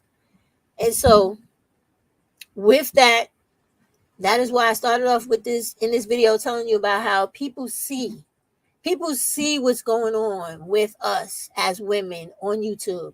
They see all the videos, they see the dynamics of the broken relationships and the hatred between the Black women and the Black males. They see the advocates that people have on YouTube for the hatred towards Black women pushing down on us. They see it in society with the attacks. They see it with the Black femicide. They see it with the domestic violence. They see it. And they want you to know you are not alone. And so when I'm telling you, think about all of it. Think about the reasons why these idiots act the way they do. Think about how their actions affect your life and us totally collectively as a group. Think about how other people see us and how they're trying to help us, and how if you best want to best your life and live your life as best you can and be the best person you can, live up to best self-efficacy you have inside of you, you think about those programs I showed you earlier.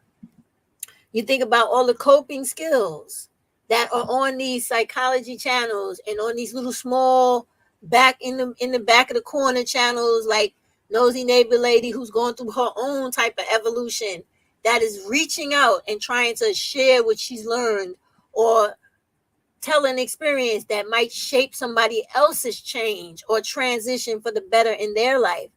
Seek all of that stuff out on YouTube. Seek the positivity. Seek the things that make you analyze what's going on with you.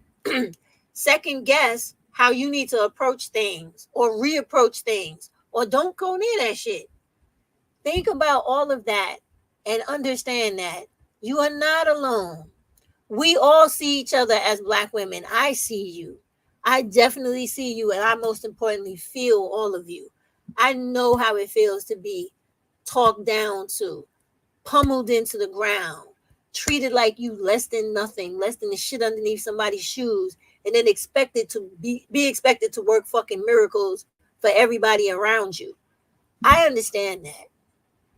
I understand the hate that we have towards each other, the love we got towards each other, because every black woman is not like that. And every mama is not like that. There are plenty black mothers out there that love will fucking jump in front of anything for their child. And a lot of them, that's the reason why they're not here today. Because they're set, in addition to a lot of those videos on Black Girl Unlawed's channel, there are quite a few videos of mothers taking bullets to shield and protect their children, which is why they ended in black femicide. So not that narrative of mom's the reason for all everything that's going wrong in the world and in the black community and with black people on the whole is not true. There are so many extenuating factors. Even the factor of why that's being promoted to you makes it not true. How you deal with things and how you look at things when you mature and use more emotional intelligence, you will see that the thing you need to focus on is not worrying about the wrongs that have been done to you and fucked up transgressions, right? But how you center yourself and how you move forward in making sure that you get what the fuck you deserve out of this life. And that when you are out here and people are secretly and quietly pushing programs saying, hey, black woman, hey, girl, hey, come over here. I see the shit they doing to you. Come, enroll in this program. We're going to help you get up to your PhD. And then that way, you don't have to worry about that other shit. You will live good over here by yourself or whoever the hell you want to bring with you, any other black women you want to bring with you, and you don't have to deal with that. Come on, girl. They're out there. So that is why I said modern day black women abolitionists, because they're everywhere. But like back in the days, they couldn't yell to the top of their lungs, hey, I'm right here. Do you see me? I'm trying to help you. Come on over here. You got to search them out, black women. And with today's live, I actually tried to show you a way to find a lot of them. They're in every single state trying to stop the levels of black femicide. Because all these people know, outside of the black women that are involved in these situations that unfortunately end up in those situations of dying those ways, they know that once you're educated and you're out of that downtrodden, I'm feeling sorry for myself, you're welcome, beloved, I'm feeling sorry for myself mentality, or my mother lived this way, so I'm not expected to live much different, or I don't think I can live much different. You can. But they cannot recruit you. You got to go find them. And when you find them, you let them do everything they're supposed to do to get you where you're supposed to be in life. Because we all got to have a re-education. Because we've been living so long in poverty and in mistreatment and servitude to every fucking body else except for who you are. Whoever's watching me right now that is a black woman, you owe it to yourself to work harder than you ever fucking worked hard in your life before to get whatever it is you want and you need, and whatever your goal is in life. You owe that much to yourself. Fuck everybody else. I don't care what it is you want out of life. If it's just for you to live peacefully, quietly somewhere, work hard to find that studio apartment, that 1-bedroom apartment, 2-bedroom apartment, 3-bedroom apartment, first time home buyers, individual single home for a single person home. They have it. When you go check out Miss Shahida Hill's YouTube video or her channel on how to buy a house, she covers every type of house there is on the face of this earth. She covers every program you as a poor black woman can use to live out or obtain your goal of being a homeowner, or just being informed so that if you can't do it right now, you and another sister sit down and think about home sharing. And you say, well, Miss Shahida said this, and if we save this and we start working on that, in at least 2 to 5 years, we'll be where we need to be. our credit scores will be right. And if our credit scores are not right, she says we could do this other program, but we have to have this much more money. All these things are here for you, Black women. You got to know that you're worth it and you deserve it. And when people your whole life who have talked down to you and make you feel like you nothing, this is when you dig deep, deep, deep inside. And you remember that there's all types of people looking at those videos of people dehumanizing you. And they know how they are brutally killing you. They know how they're calling for your end and violence towards you. They know how they're shaming you as being single mothers. They know how they're talking about how you only good for doing this sexually and having children. They know all that stuff. They hear what they're saying in the songs. They hear what they're putting in their low budget fucking Tubi videos and movies. They know it. And the thing is, they're there to help you, but you got to find them. You have to type into Google programs for Black women only, programs for Black women, whatever, Black women grant programs, Black women, so that you know where to go. And you get in contact with the people who will feed you spoon by spoon or take you by your hand step by step and show you what to do to get where you're supposed to be and get what you want out of life. And then you will now be one of them same women on YouTube or TikTok talking about how great your life is to be child free, fancy free, doing what you want to do. And you got no gloom and doom and terror and trauma attached to you. That's the key. That was the purpose, the message of everything I'm talking about and showing you on this video right now. That's it. That message, you got it. That's all I was coming to tell you. It's there for you, but you got to do your part. You have to seek it out and you got to go get it. Because like an abolitionist, they are a quiet savior, a hidden savior. You know how shit is in real life. If they come out and do campaigns, do ads, commercials or whatever, and hey, we here to help Black women only. We see that Black women are the most targeted, the most abused in society. We want to change that. The whole fucking world that don't want that is going to attack them. These Black males that go around calling people's jobs to get them fired, flagging their channels to get their channels taken down, doing the horrific shit that they did to Cynthia G and to her channel, they're going to come for those people that are helping you. So that's why they're quiet, but they're there. And the best part about those people that are waiting for you, they are forever fucking vigilant. They will fight for you tooth and fucking nail. As long as you show them they got something to fight for. When you come to them, you enroll in the programs. You stand up on your 2 feet and say, I'm here. I care about myself. I want something. I'm going to be something. I got to have something for me and me alone. I don't want to be used no more by nobody or nothing. I don't want nobody slamming my fucking head into the wall or slapping me to the ground and choking me till I fucking pass out. I'm here for me. They're going to say, okay, come this way. Let me help you along your way to where you're trying to be. That's it, Black women. That's it. Black women, that was the message. I needed you to know that people see you very clearly in this society. And they do not like what people like Lapeef's Network and all the rest of these losers on YouTube are doing to you. And they're speaking out in the ways that they know make a real difference. Not by making another video to come back and go back and forward. No.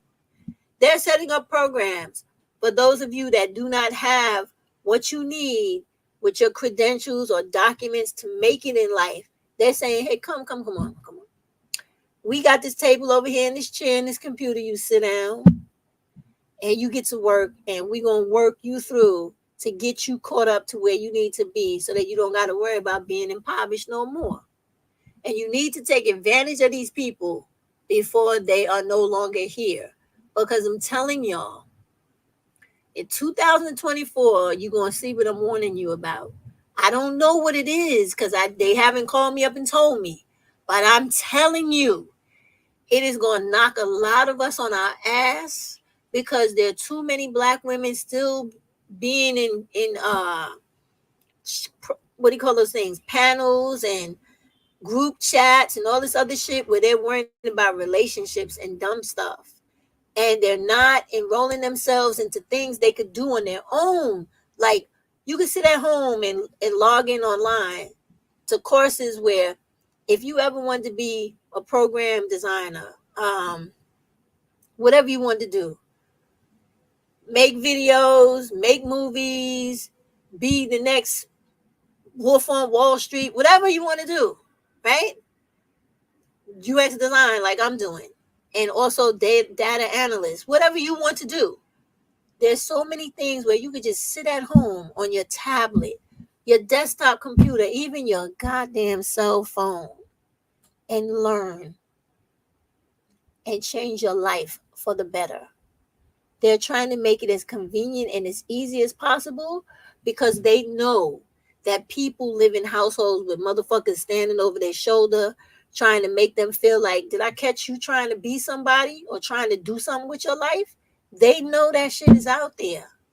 And they're trying to tell you that even though you got this monster whose face you staring in every day, there's still an avenue of escape for you. We here. All you gotta do is come get us. That's it. That's it. End the story. All right. Beloved has said, a lot of black women I know don't have that mindset. It's okay. They can learn. And believe me, the more black women speak out the way I'm doing and the way Nosy Neighbor Lady is doing, and many other small channel black women on here who really care about who you are. Like, there's a new channel that I just subscribed to. It's called Noir, right? This is a group of young girls. They're really good. Y'all should check that channel. Let me go get it. Let me show y'all. The name is Noir. And then I want to also show you the things that I do as far as like the Google statistics. I want you to see this. I want to show it to you. Hold on. Let me go get it.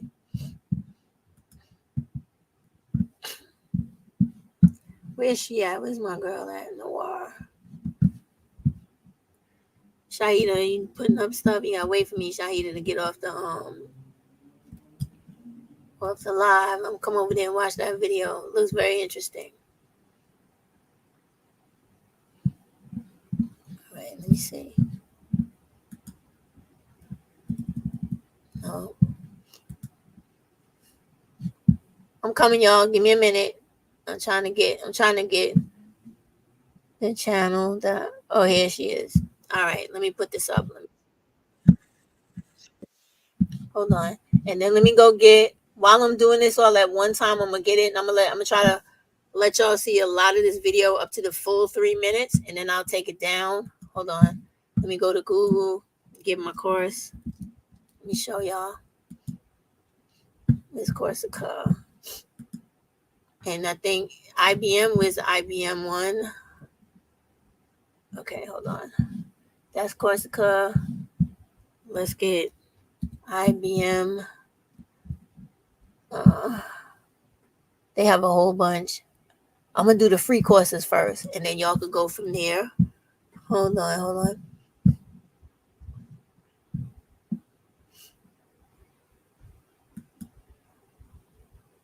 Let me go at free. Let me do the free one. Free digital. All right, here we go. Free, right? All right, yeah. All right, and then go to Google certificates to show y'all, because it's the same as the other one, but just want y'all to see it. All right, there we go.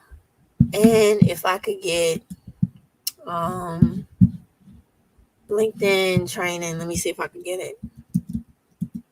LinkedIn courses, here we go. Or LinkedIn learning, LinkedIn free courses. Let's do that one.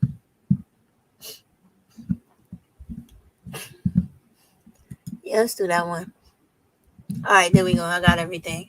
All right, I want to show y'all this lady.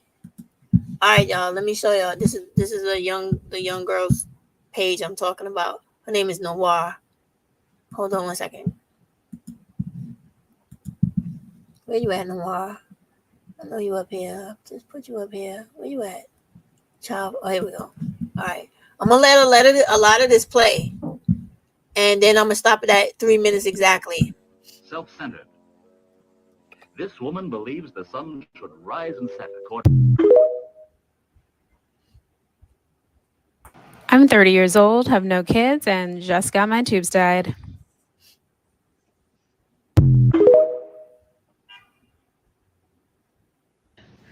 Okay, please go back and watch the video that this comment comes from. I love this comment. I love this comment. So, the conversation is there's a woman, and of course, all their statistical data, whatever, they're saying that single mothers are the problem. Single mothers are the reason that Black men are incarcerated.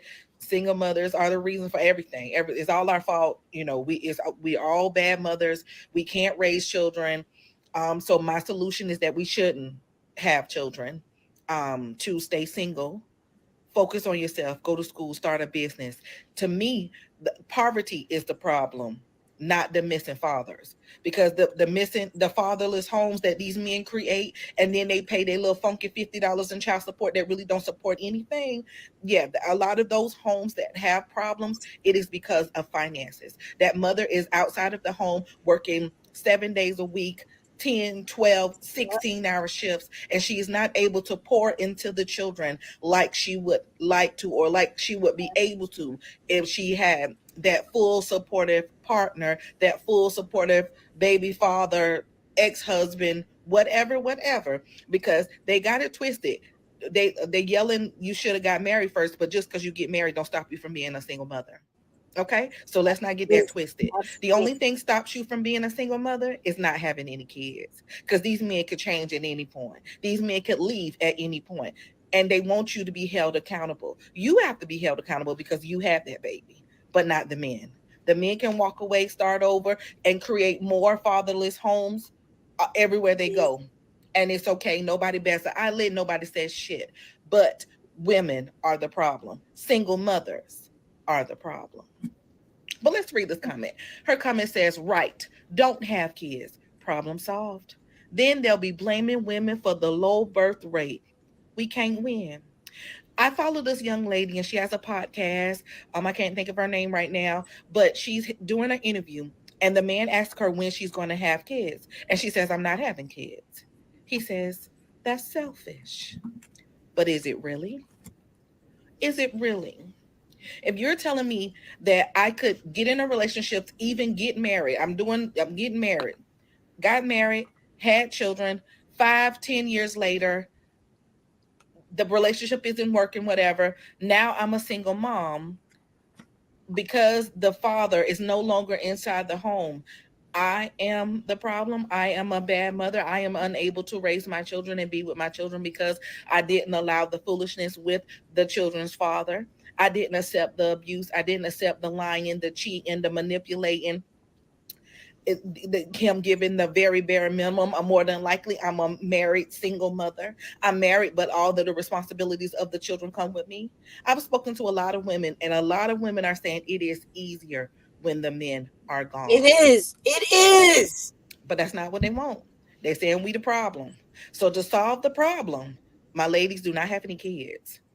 I do not have any kids. Even getting married doesn't save you from being a single mother. Yeah. It don't save you.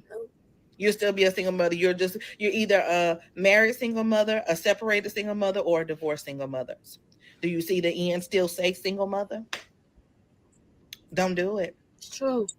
A man was in my comments and he's saying that this is just trying to stop women from making decisions without No, consequences. There's consequences. There's all the fucking consequences for women, but none for that's men. right. I'm just so tired of the Me too. Me foolishness. too. That's what it is. So of course, I'm sorry, you guys who know me, follow me, watch any of my videos. Know I encourage you not to have any children. Go to school, start a business, go into tech, go into STEM, get your CDL, do hair, do nails. I don't care what you do. Go to nursing school. I don't care. I do not care. Do not have any kids. It is a trap. It is. And you will be blamed for You it will. because you allowed this man to get you pregnant. Regardless of what that man done, regardless of whatever happened, it none of that matters. Whatever that man, it don't matter. all of the blame and all of the fault is on you. So don't do it. 10 out of 10 would not recommend. Okay. Okay.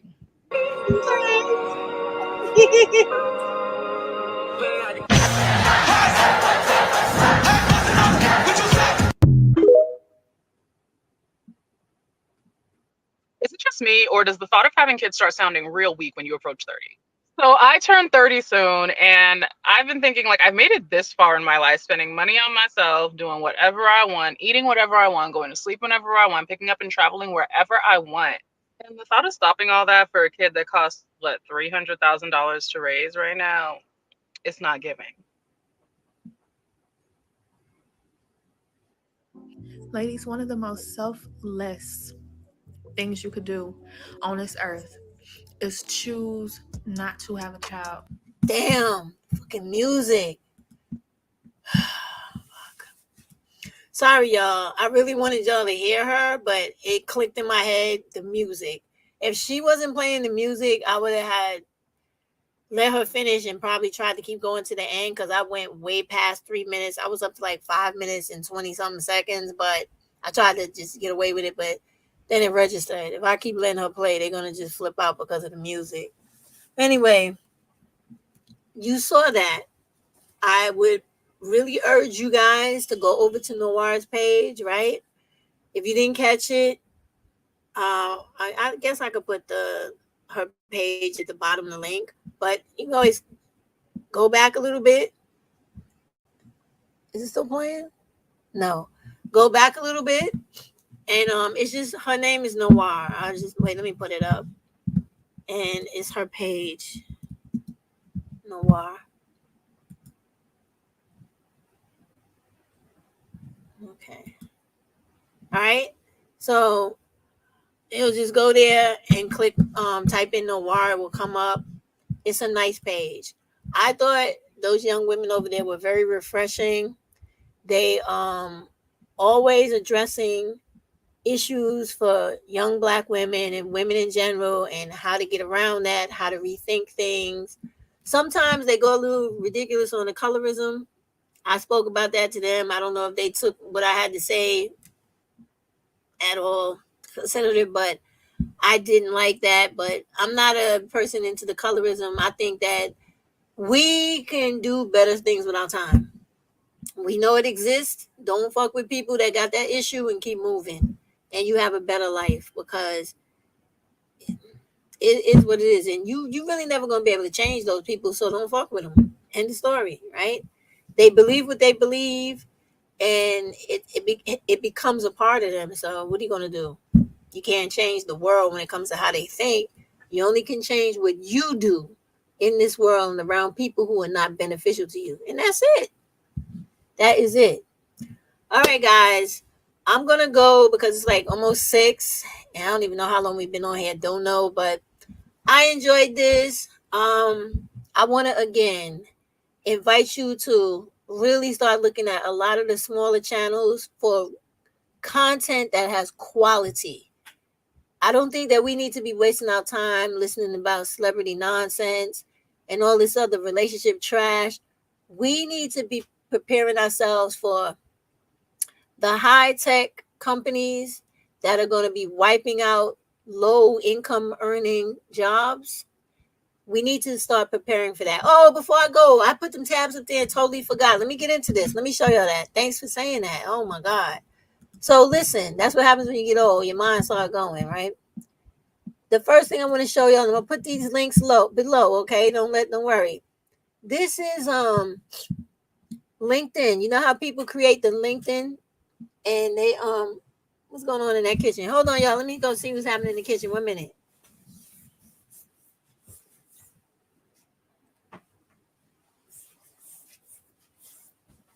All right. I got a pot on. I had to watch it. Okay, so this is LinkedIn, right? So LinkedIn has it has LinkedIn training and it has LinkedIn courses. You can actually type in those 2 phrases that I said and different stuff will come up. So this here was the free things that they have on LinkedIn. So I decided that I would give that to you as an introduction, right? And they have all these other different resources on here for you to take advantage of. And when you scroll through this website, you're going to see it has everything.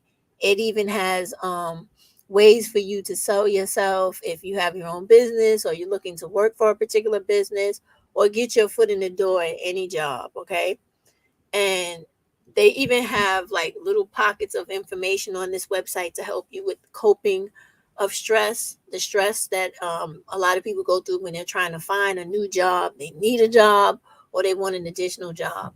So they have all that on here. They also have business resources on here as well. So check this out in your spare time, but I'm going to put the links at the bottom. Don't worry. Who else was there? That was LinkedIn. Who is this? Oh, this is Google. Let me show this one. All right. So you guys, let me see if y'all are y'all seeing Google now? Yeah, you're seeing it. So now this is Google, right? This is initially this guys, I'm showing you these things for you to prepare for 2024. Okay. This country is going to change severely with the the inclusion of AI and everything else mainstreamed into jobs. Okay. They're going to be putting all this high tech stuff into how people work and how they get jobs and who's going to have money and who's going to be desperately poor. We're trying to get Black women on the path to in-demand jobs that are going to have quality pay. So you need those job skills that go along with that type of tenacity, okay? So these few places I'm showing you is where you could just sit simply on your phone, on your tablet, or on your desktop and start to begin your process of making yourself more employment marketable in the years to come. That's all I'm telling you about. I want you to never forget the Forbes magazine article said by 2030, America wants all Black people to be 50% unemployed. They're not playing with that. Then by 2050, they have a foreshadowing of all Black people in America being unemployed. You have the say in all of that shit. If you arm yourself with the information, the education, and the ability to do more than one job, I'm not saying at one time, but you have the ability to do more than one job in different industries, how could they ever touch you? Unless they just put a ban on all employment for Black people, period. That would be the only way they could do that. But these are the simple steps you can take right now to help pad your employability path for the future Black women. Let's go. Because you know these high-tech jobs are right around the corner. They only waiting for January to drop. Only waiting. That's it. That's what they're waiting for. Because they're picking 30 countries. It's 31 high-tech companies throughout all of America that the president has already picked. And they just waiting to drop it. They just waiting. What's this? Oh, okay. This is the IBM. Let me show this one instead. And now this is also IBM. This is free training from IBM as well. This is great. You see how they have the cloud, the data analytics, and IT infrastructure, security, and even supply chain. So you know how you guys, if you guys have never heard of like blockchain, that's a big thing in tech, right? And a big thing when it comes to like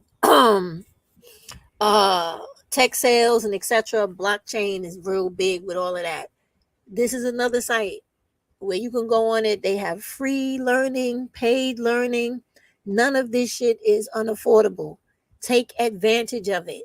So now I showed you already. I showed you LinkedIn. I showed you Google. Now I'm showing you IBM training. Okay. Now I'm going to show you one more, which is the one that I'm currently doing, which is the Corsica, right? This is an extension of Google. They have some type of affiliation with Google, but they got over 1,000 certificates, courses on this damn website. Okay, I'm taking 2 currently at the same time together. So you do the same thing. You don't got to do what I'm doing, but you get on here, flip Let me get rid of this. You don't need to be looking at that. Look, come on here. Find a career or an online degree and you make it work for yourself. Invest in your future. You hear me? They have waivers on these websites where if you cannot really afford a program that you really want to take, you can apply for a waiver. And if they accept you, someone else will pay for you to take the course.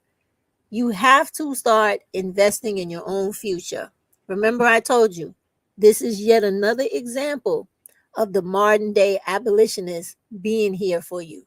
They know you are living in poverty. I'm living in poverty as far as being a Black person is concerned, because we're not given the top jobs and we're not given access to live beautifully as everybody else in white America does. So when you have these things that are accessible to you, you got to go out of your way, y'all, to take advantage of this.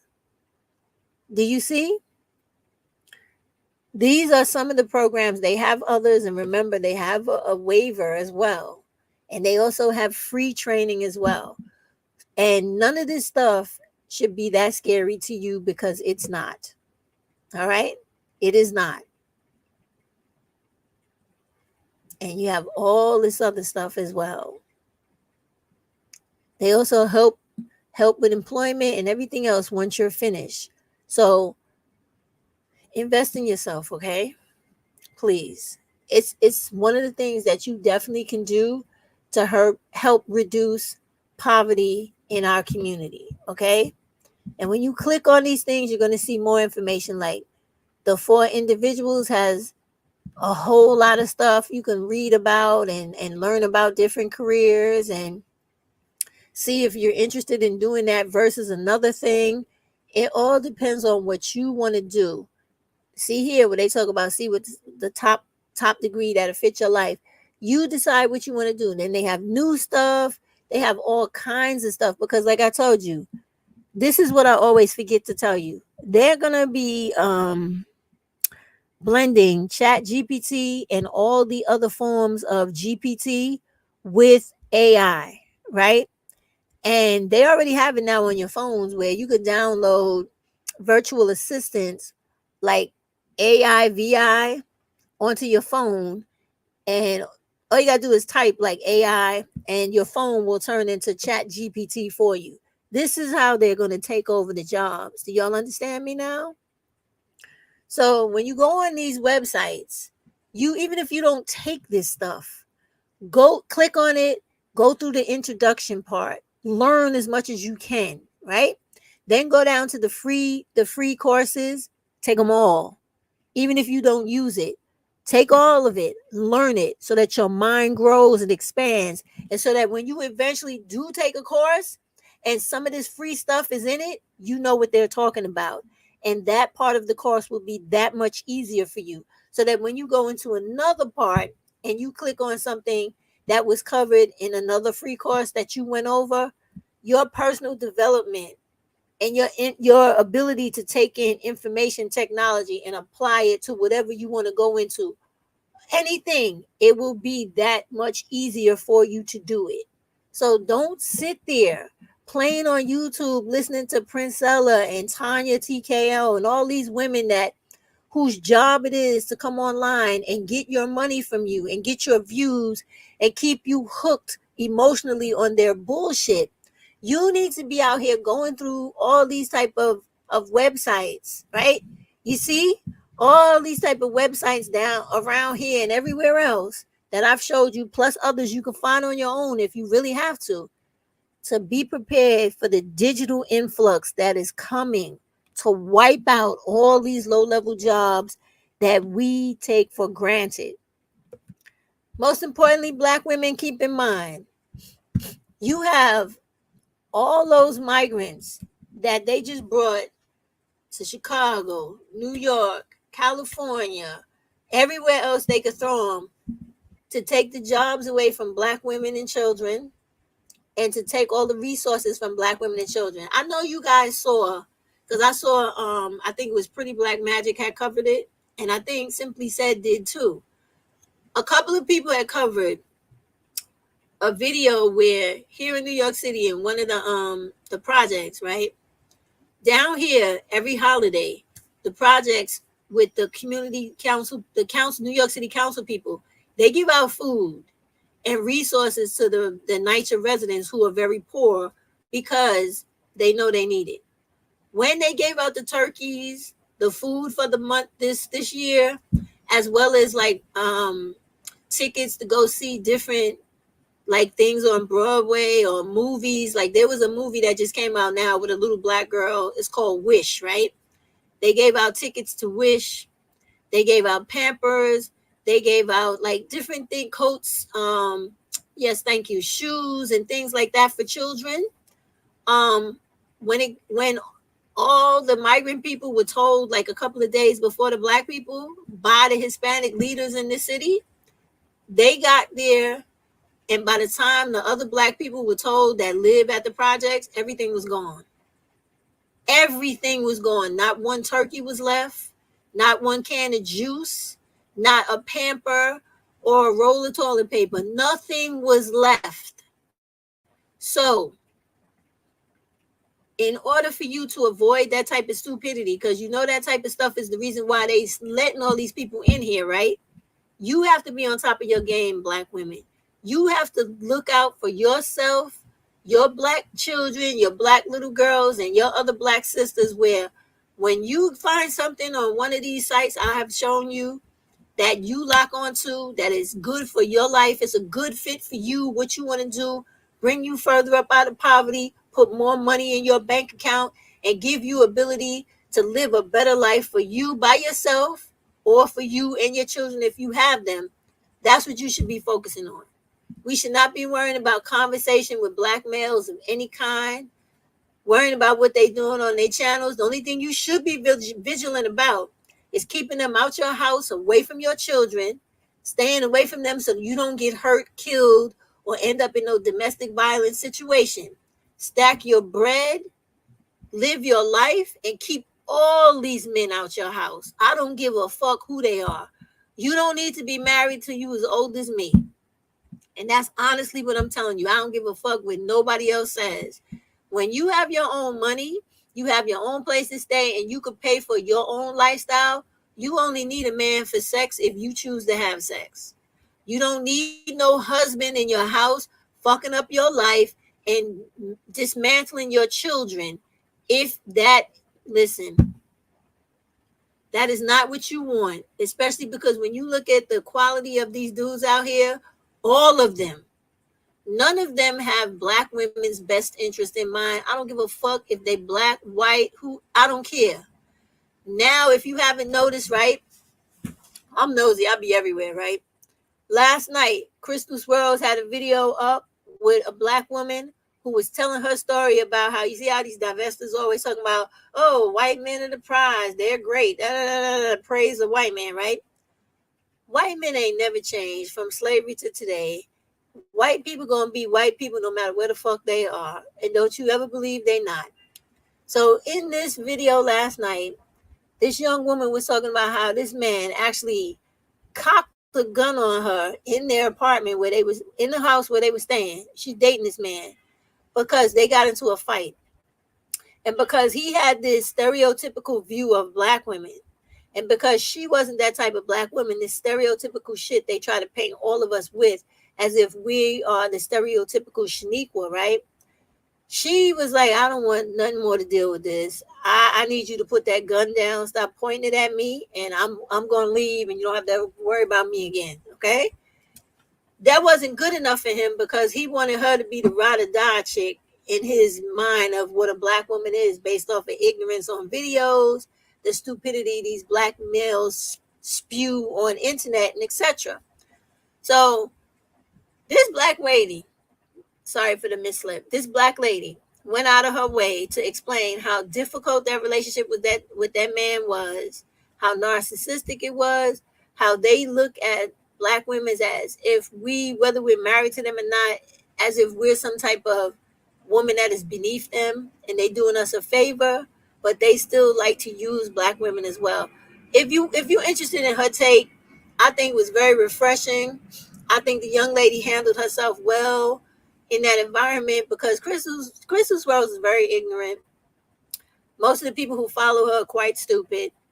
The people that she gets to come on her platform to tell these very fantastical, or that's not even a word, these imaginative stories, and claim they have jobs that they don't, and all this type of stuff is truly crazy. But it is the dramatic flair that people look for when they watch videos to stay hooked on content creators. I'm sorry, you're not going to get that with me. I am too much of a person that cares about the stability and the future of Black women and them being financially sound to be playing and being dramatic and a fucking comedian and a performer for you. I can't do that. I can only work within my own personality. I can't go outside of that. I'm not an actor, right? So when she was talking about all these things that horrifically happened to her, she was trying to explain to women the same thing that all those women in that TikTok compilation was telling you. Stay by yourself. Get your money. Live your own life. Be free in this world. And if you do want to engage male company, let it be on a temporary basis where they do whatever they got to do and get away from you. Because too many of them, and you know all Black men are dangerous and should not be near you, but too many of the others, outside of the ones that we don't normally look at, are picking up the same mentality, philosophy, opinion, and behavior towards you and about you that these Black dudes are out here spewing. So you want to keep yourself very safe and stay away from them. But I've always been saying that. I've always told you stay away from Black dudes, and I don't never want to see you fucking with no white man. That's just me personally, because I have too many of them in my family. I have one right now. I told y'all this all the time, married to my daughter. And honestly, truth to God, I have never said this before on YouTube, and I probably shouldn't say it. My daughter probably be very insulted, but ever since that dude came into her life, me and my daughter's relationship has never been the same. And we were inseparable. You hear me? Because that's the type of mother I was. Like, I love my daughters, right? But for some reason, this one daughter with this one motherfucker, I'm not gonna go no further, but I'm just trying to tell you, they are never what you think they are. They always think they're superior to Black people, even if they got kids with you, and they still have problems with superiority. You're never going to get away from that. I don't care how many Black women come on here and tell you lies and fantasies about white people and being married with them to save face. I'm telling you the truth. I seen the horror my sister went through with that fucking redneck she married. I see the stupid shit my daughter goes through with that dude, where me and my sons had to roll up into that house more than one time, about ready to send his ass to the afterlife, okay? So don't fall for it, Black women. Don't let any of these women gaslight you. I'm telling you, take it from me. I will be 60 very soon. Well, not real. I got 5 years to go. But still, soon enough, right? You don't want these people in your life killing your life. If you younger than me, you got a whole lot of life to live. You don't need drama and stupidity. If you're going to be stupid, wait till you get my age. Then be stupid. Make sure all your kids is grown. They out the house. Then if you want somebody to beat you to death, fuck you up, treat you bad, then you do that. But don't do that when you have small children and them idiots can come around your kids. Do that. If you want to kill yourself, you be by yourself, and let nothing else happen to anybody. You just go out like that. That's my suggestion. But if you don't want any of that, live free, be free, and you call the shots in your own life. I'm telling you, I did everything everybody told me, supposedly the right way, right? I got married. I went to school. I got an education. I still got left a single mother. I still had dudes trying to beat my ass until they realized she ain't the one for that. I still had to divorce them. I still had problems with their family. I still had to have them get away from my children, even though they were biologically their father, because they were no good for them. With my second marriage, I told y'all this. After this, I'm going to get out of here. I came home from work one night to one of my sons with whelps on his back from where his father had taken a belt and beat him with the buckle and everything out of frustration because he got angry and he's a Caribbean man and he felt like I'm the father. You gonna do what I say. I don't care what your mother say, and beat my child horrifically. To the point where my child looked me in my face with tears strolling down his face and asked me, "Why, mommy? Why do you have this man here?" I didn't have to think about that. He had to go. And so he left. I'm not going to say it was that easy because I would be lying, but I had to go through the process. I had to go to court. I had to get him physically removed from my home because he lived there with me, parent or not. Then I had to go through the steps of having my children interviewed by a child psychiatrist to show the impact of injury this man was doing to my children. To have it so where when he got visitation, it was supervised visitation. So he could never, ever be alone with my children again. This is real life, y'all. So don't let any of these women on here play with you and tell you that there's some fairy tale life out there waiting for you, because it's not. Because most Black people are screwed up mentally. And if they do not work on themselves, they're only going to be problematic for you, especially when they're male, Black males. And then you have the other groups of women who see you trying to escape the madness. And you have women like me trying to tell y'all, don't fall into it. Get away from it. They're going to hate on you, and they're going to hate on me for trying to warn you, because they want you to slide into that shit the same way they did, because they feel like if they suffered it, why shouldn't you? So when you see these compilations of women telling you, do live your life, girl, however you want to. If you want to be child free, go for it. If you want to have one baby and do your thing, go for it. 2, do your thing, go for it. Whatever you want to do. But do not put yourself in a position where other people will take advantage of you and use you for what you have decided to do if you become a mother. That is honest to God what I'm telling you. Do not do it. Don't do what I did, and don't do what many other Black women have done. And that's really what it is. Because once you get there, nobody can save you. You have to fight through that shit on your own, and you better be strong enough to do it. It took me years to get all that shit accomplished. Everything I just told you. And my children had to suffer through that shit. I had 2 fathers, right? Because I got 2 sets of children from 2 different marriages. And none of that piece of paper don't mean shit. I was still at the end somebody's baby's mama and taking care of all those children by myself with those dudes in the house with me and when they were not in the house with me. So marriage does not make a difference. They still ain't shit whether they're married to you or not. Don't believe it, okay?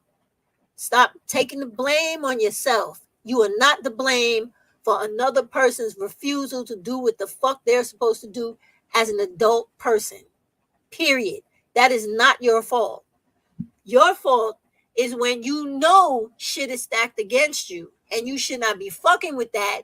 You still go get into a relationship with a Black dude you know may kill you, is going to abuse you, and now going to fucking terrorize, torment, and possibly sexually assault your children or commit child homicide. Get the fuck away from them and stay the fuck away from them. End of story. Period. I'm telling you. To this day, I can never forget my son doing that to me, talking and telling me. I can never get rid of that image. I can never forget that incident. Okay. So much to the point where even when I go to my children's homes who have children, only 2 of my kids have kids, right? When I go to their houses and their children come, right? The first thing I do is I feel their body. I feel for bruises, lumps on, like lumps. I lift up their shirt. I look for if they got hit, if somebody punched them. They call me crazy. I look. When nobody's paying attention and everybody talking and gathering in the house, I pull the kids to the side to the kitchen. We go in the bathroom. I pretend like I'm brushing their teeth or whatever. I'm like, what's going on? I talk to them. I try to find out if somebody's been hurting them. Somebody's hit them. Somebody has done anything to them inappropriate. I don't give a fuck if that's their parents. I still ask. I want to know. Because when I was little, motherfuckers related to me was doing shit to me too, in addition to my mother's boyfriends. So that's why I do the things I do. And I'm telling you, don't sleep on nobody, not even the father of those kids, because all of these people got something wrong with them. That's it. That's all I got to say. And take care of yourself. If you need to do better in life, I have given you starters. Take it and surpass that. Understand that there are people out here in society that see us and they want to help us, but they can't scream out to you, hey, I'm over here, I'm waiting for you. You got to seek them out. All you do is a simple Google search, and please change your life. Get out of poverty. Stop being somebody's punching bag if you are. Don't be in no verbally abusive situation, mentally, psychological abusive. You don't deserve none of that. You are worth more than that. Sit down, love yourself. I was joking the other day about kissing myself. If you need to do that to build up self-esteem, to build up a barrier of you're not going to be allowed in to hurt me. I'm not playing that shit. Begin there. And then do whatever you need to do. Go on your own self-help journey to get where you need to be, to keep everything negative and detrimental and unsafe, unhealthy away from you. You only got one life, Black women, that we know of. That's right. Love yourself. That means don't put up with no bullshit you do not have to put up with. And that definitely means keep away from all Black males. They really hate Black women. And you can see it in their face. You can see it in their disposition when they walk past you, when they're around you. No problem. You go your way. I go my way. If you don't like me, you ain't got to treat me bad. You ain't got to talk to me crazy. You just got to leave me alone. You avoid me, and I will definitely avoid you. That's it. And you be surprised, Black women, just how many Black women are on the shit that I just mentioned. Because remember I told you about my girlfriend at work, Sonia? I don't really talk to Sonia like that. I don't like to try to push my feelings or my way of life on people. But let me tell you something. She feels the same way. And when we was walking again for lunch the other day, you know how you walk out the door, right? And so it was these Black guys from the other floor leaving. We all go to lunch at the same time. And they were leaving out too. So they wanted to hold the door with us. They wanted to walk the same pace we were. So me and Sonia we just automatically started to fall back because we didn't want to walk near them, right? They realized that. Do you know, they literally stood there waiting with the door open just to force interaction with us, right? It got to the point where I put my hand out. I stopped her, right? I said, no. I said, yo, go ahead and go. I don't need you to hold the door for me. Thank you, but no thank you. And I meant to be rude like that because I wanted to get the point across. I want you to get the message. When you see me, don't fuck with me. Keep going. I don't want to hear shit from you. I don't give a fuck about you. I don't want to be bothered with you. Move out my way. Of course, everybody's looking. So I'm always branded the evil bitch, right? I will take that shit and wear it with honor. I don't want you near me because I don't know if you're going to pull out anything from under your coat and hurt Sonia or me or start shit for us or whatever. Just stay the fuck away from us. Because, see, that's the other thing I wanted to say real quick that I forgot earlier when we was talking about how, remember when Simply Said was doing the video about the program for only Black women in this particular area? She will not tell us the name of because she don't want haters to go over there and claim discrimination to tear the program down so black women don't get help. All right. When she was speaking in that video, she was speaking about something that was very, very fucking important that I want y'all to understand. When I say people see you, I mean they see you. They realize that with the dynamics of the hatred and the hate speech and the violence that has been happening to women and the killing of women by these black males in society and the promotion and the socialization of hatred towards black women on this YouTube platform, these people outside in the real world, they see it.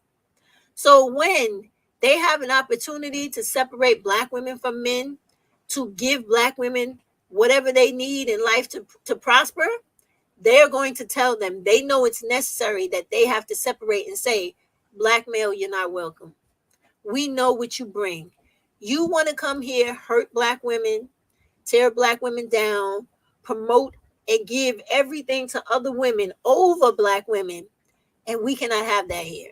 We don't need your kind here causing an extra disparate treatment towards women. We are trying to socially, economically uplift. We don't need you here trying to cut down every advancement we're trying to put ahead. That's what's in those videos. So when you take your time, if you choose to go watch that Simply Said, those two videos, the one where you see you see the picture that I showed you earlier of, let me see if I can see it again, of all the black women. No, that's not it. Okay, here it is. Let me show y'all again. Give me a sec. When you see this one,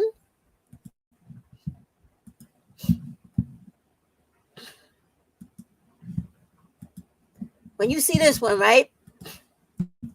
When you go to her page, you see this video. Watch this whole video.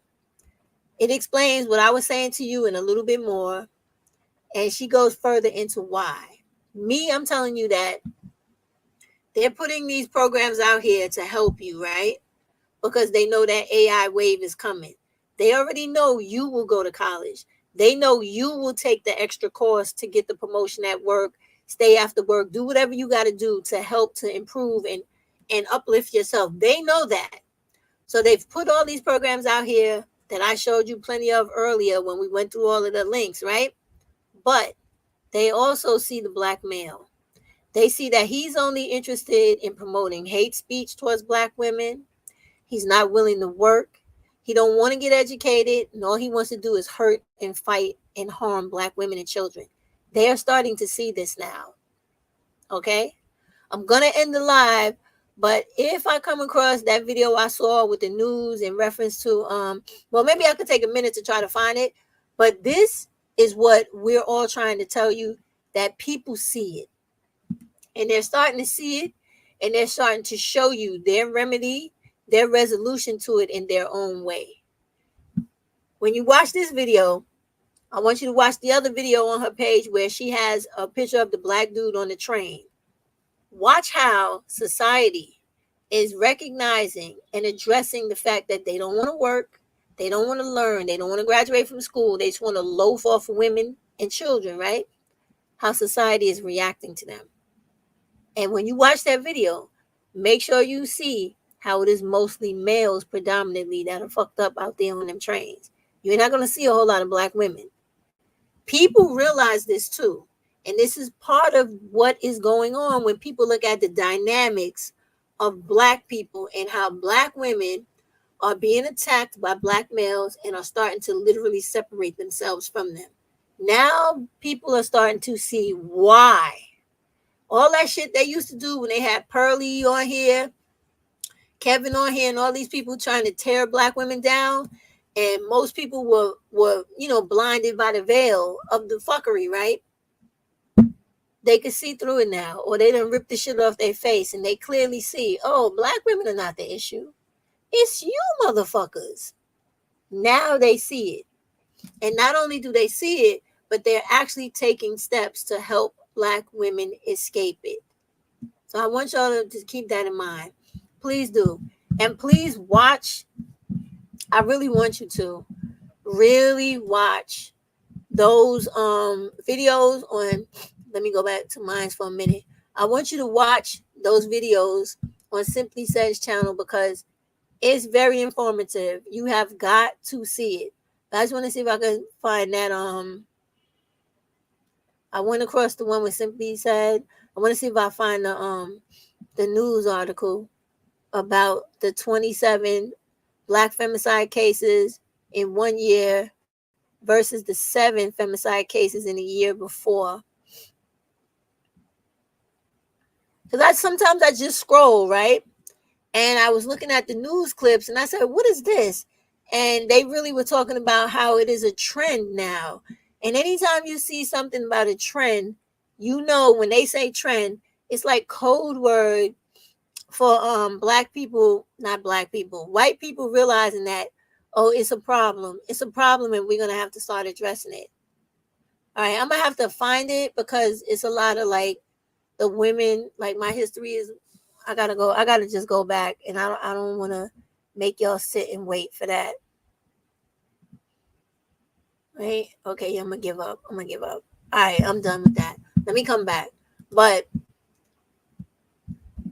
I'm glad that people see it. I'm glad that they understand what we have been saying for so long.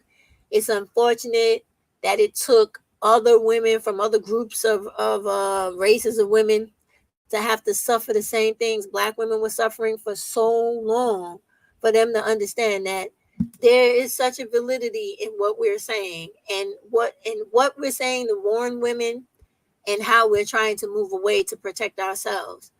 So I'm gonna end this live right now, Black women, by telling y'all, please go out of your way, protect yourself, get the money you need to live good in this life so that you don't have to live under any tyrant or any restraints in life.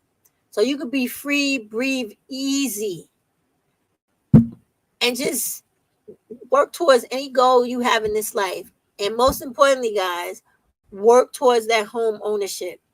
That is building collateral in life. You could use your first time home for a down payment on a business. You could use it to buy other homes. You could use it to put people through college. You could use it to do a lot of things. That is collateral in your hand. So if you can't do it alone, you get a family member, a good friend, another Black woman that has the same mentality you have with the same goal. Get that house, live in that house to the point where you could sell it, and you guys use the money from that house to buy your own individual homes, and you keep multiplying it like that. All right, peace and blessings. I want all of y'all to be well. Be safe, Black women in this world. Don't go for no gaslighting, and don't stand and tolerate no bullshit. If something does not benefit you and financially benefit you, please do not waste your time with it. Your youth does not last forever. And I'm here to tell you, you need to take every minute of it and maximize that shit to its greatest potential. Go to school, work those careers, work those jobs, work everything in this life, Black woman, so that you are the fucking superstar of your own life. And nobody can put their foot on your neck and hold you down. I'm dead serious, all right? I'm still doing it as an old ass woman myself. Sky's the fucking limit. And the only time you stop climbing for the sky is when you are 6 feet under. Don't stop. All right, y'all. Thank you, beloved. All right, y'all. Everybody, good night. Thank you very much for participating in the chat so much, beloved. Ro, good night. Who else is there besides beloved and Ro? Ladies room, Maxine. Good night, y'all. Be well. I put up another video earlier for those who was here with me on the live. Go check that other one. It's speaking to a whole lot of the stuff Miss Nosy Neighbor Letter was talking about in self-analyzation. We got to do that. You are your best thing, right? When you are precious to yourself and you know that, you work on you more and better than anything you working on life. You will always achieve whatever you set out to achieve. All right, good night, Black women. Be well. She said, well, I love this information for another woman. Beautiful. Use it for all of them, all right? Be well. Good night, y'all. Be well.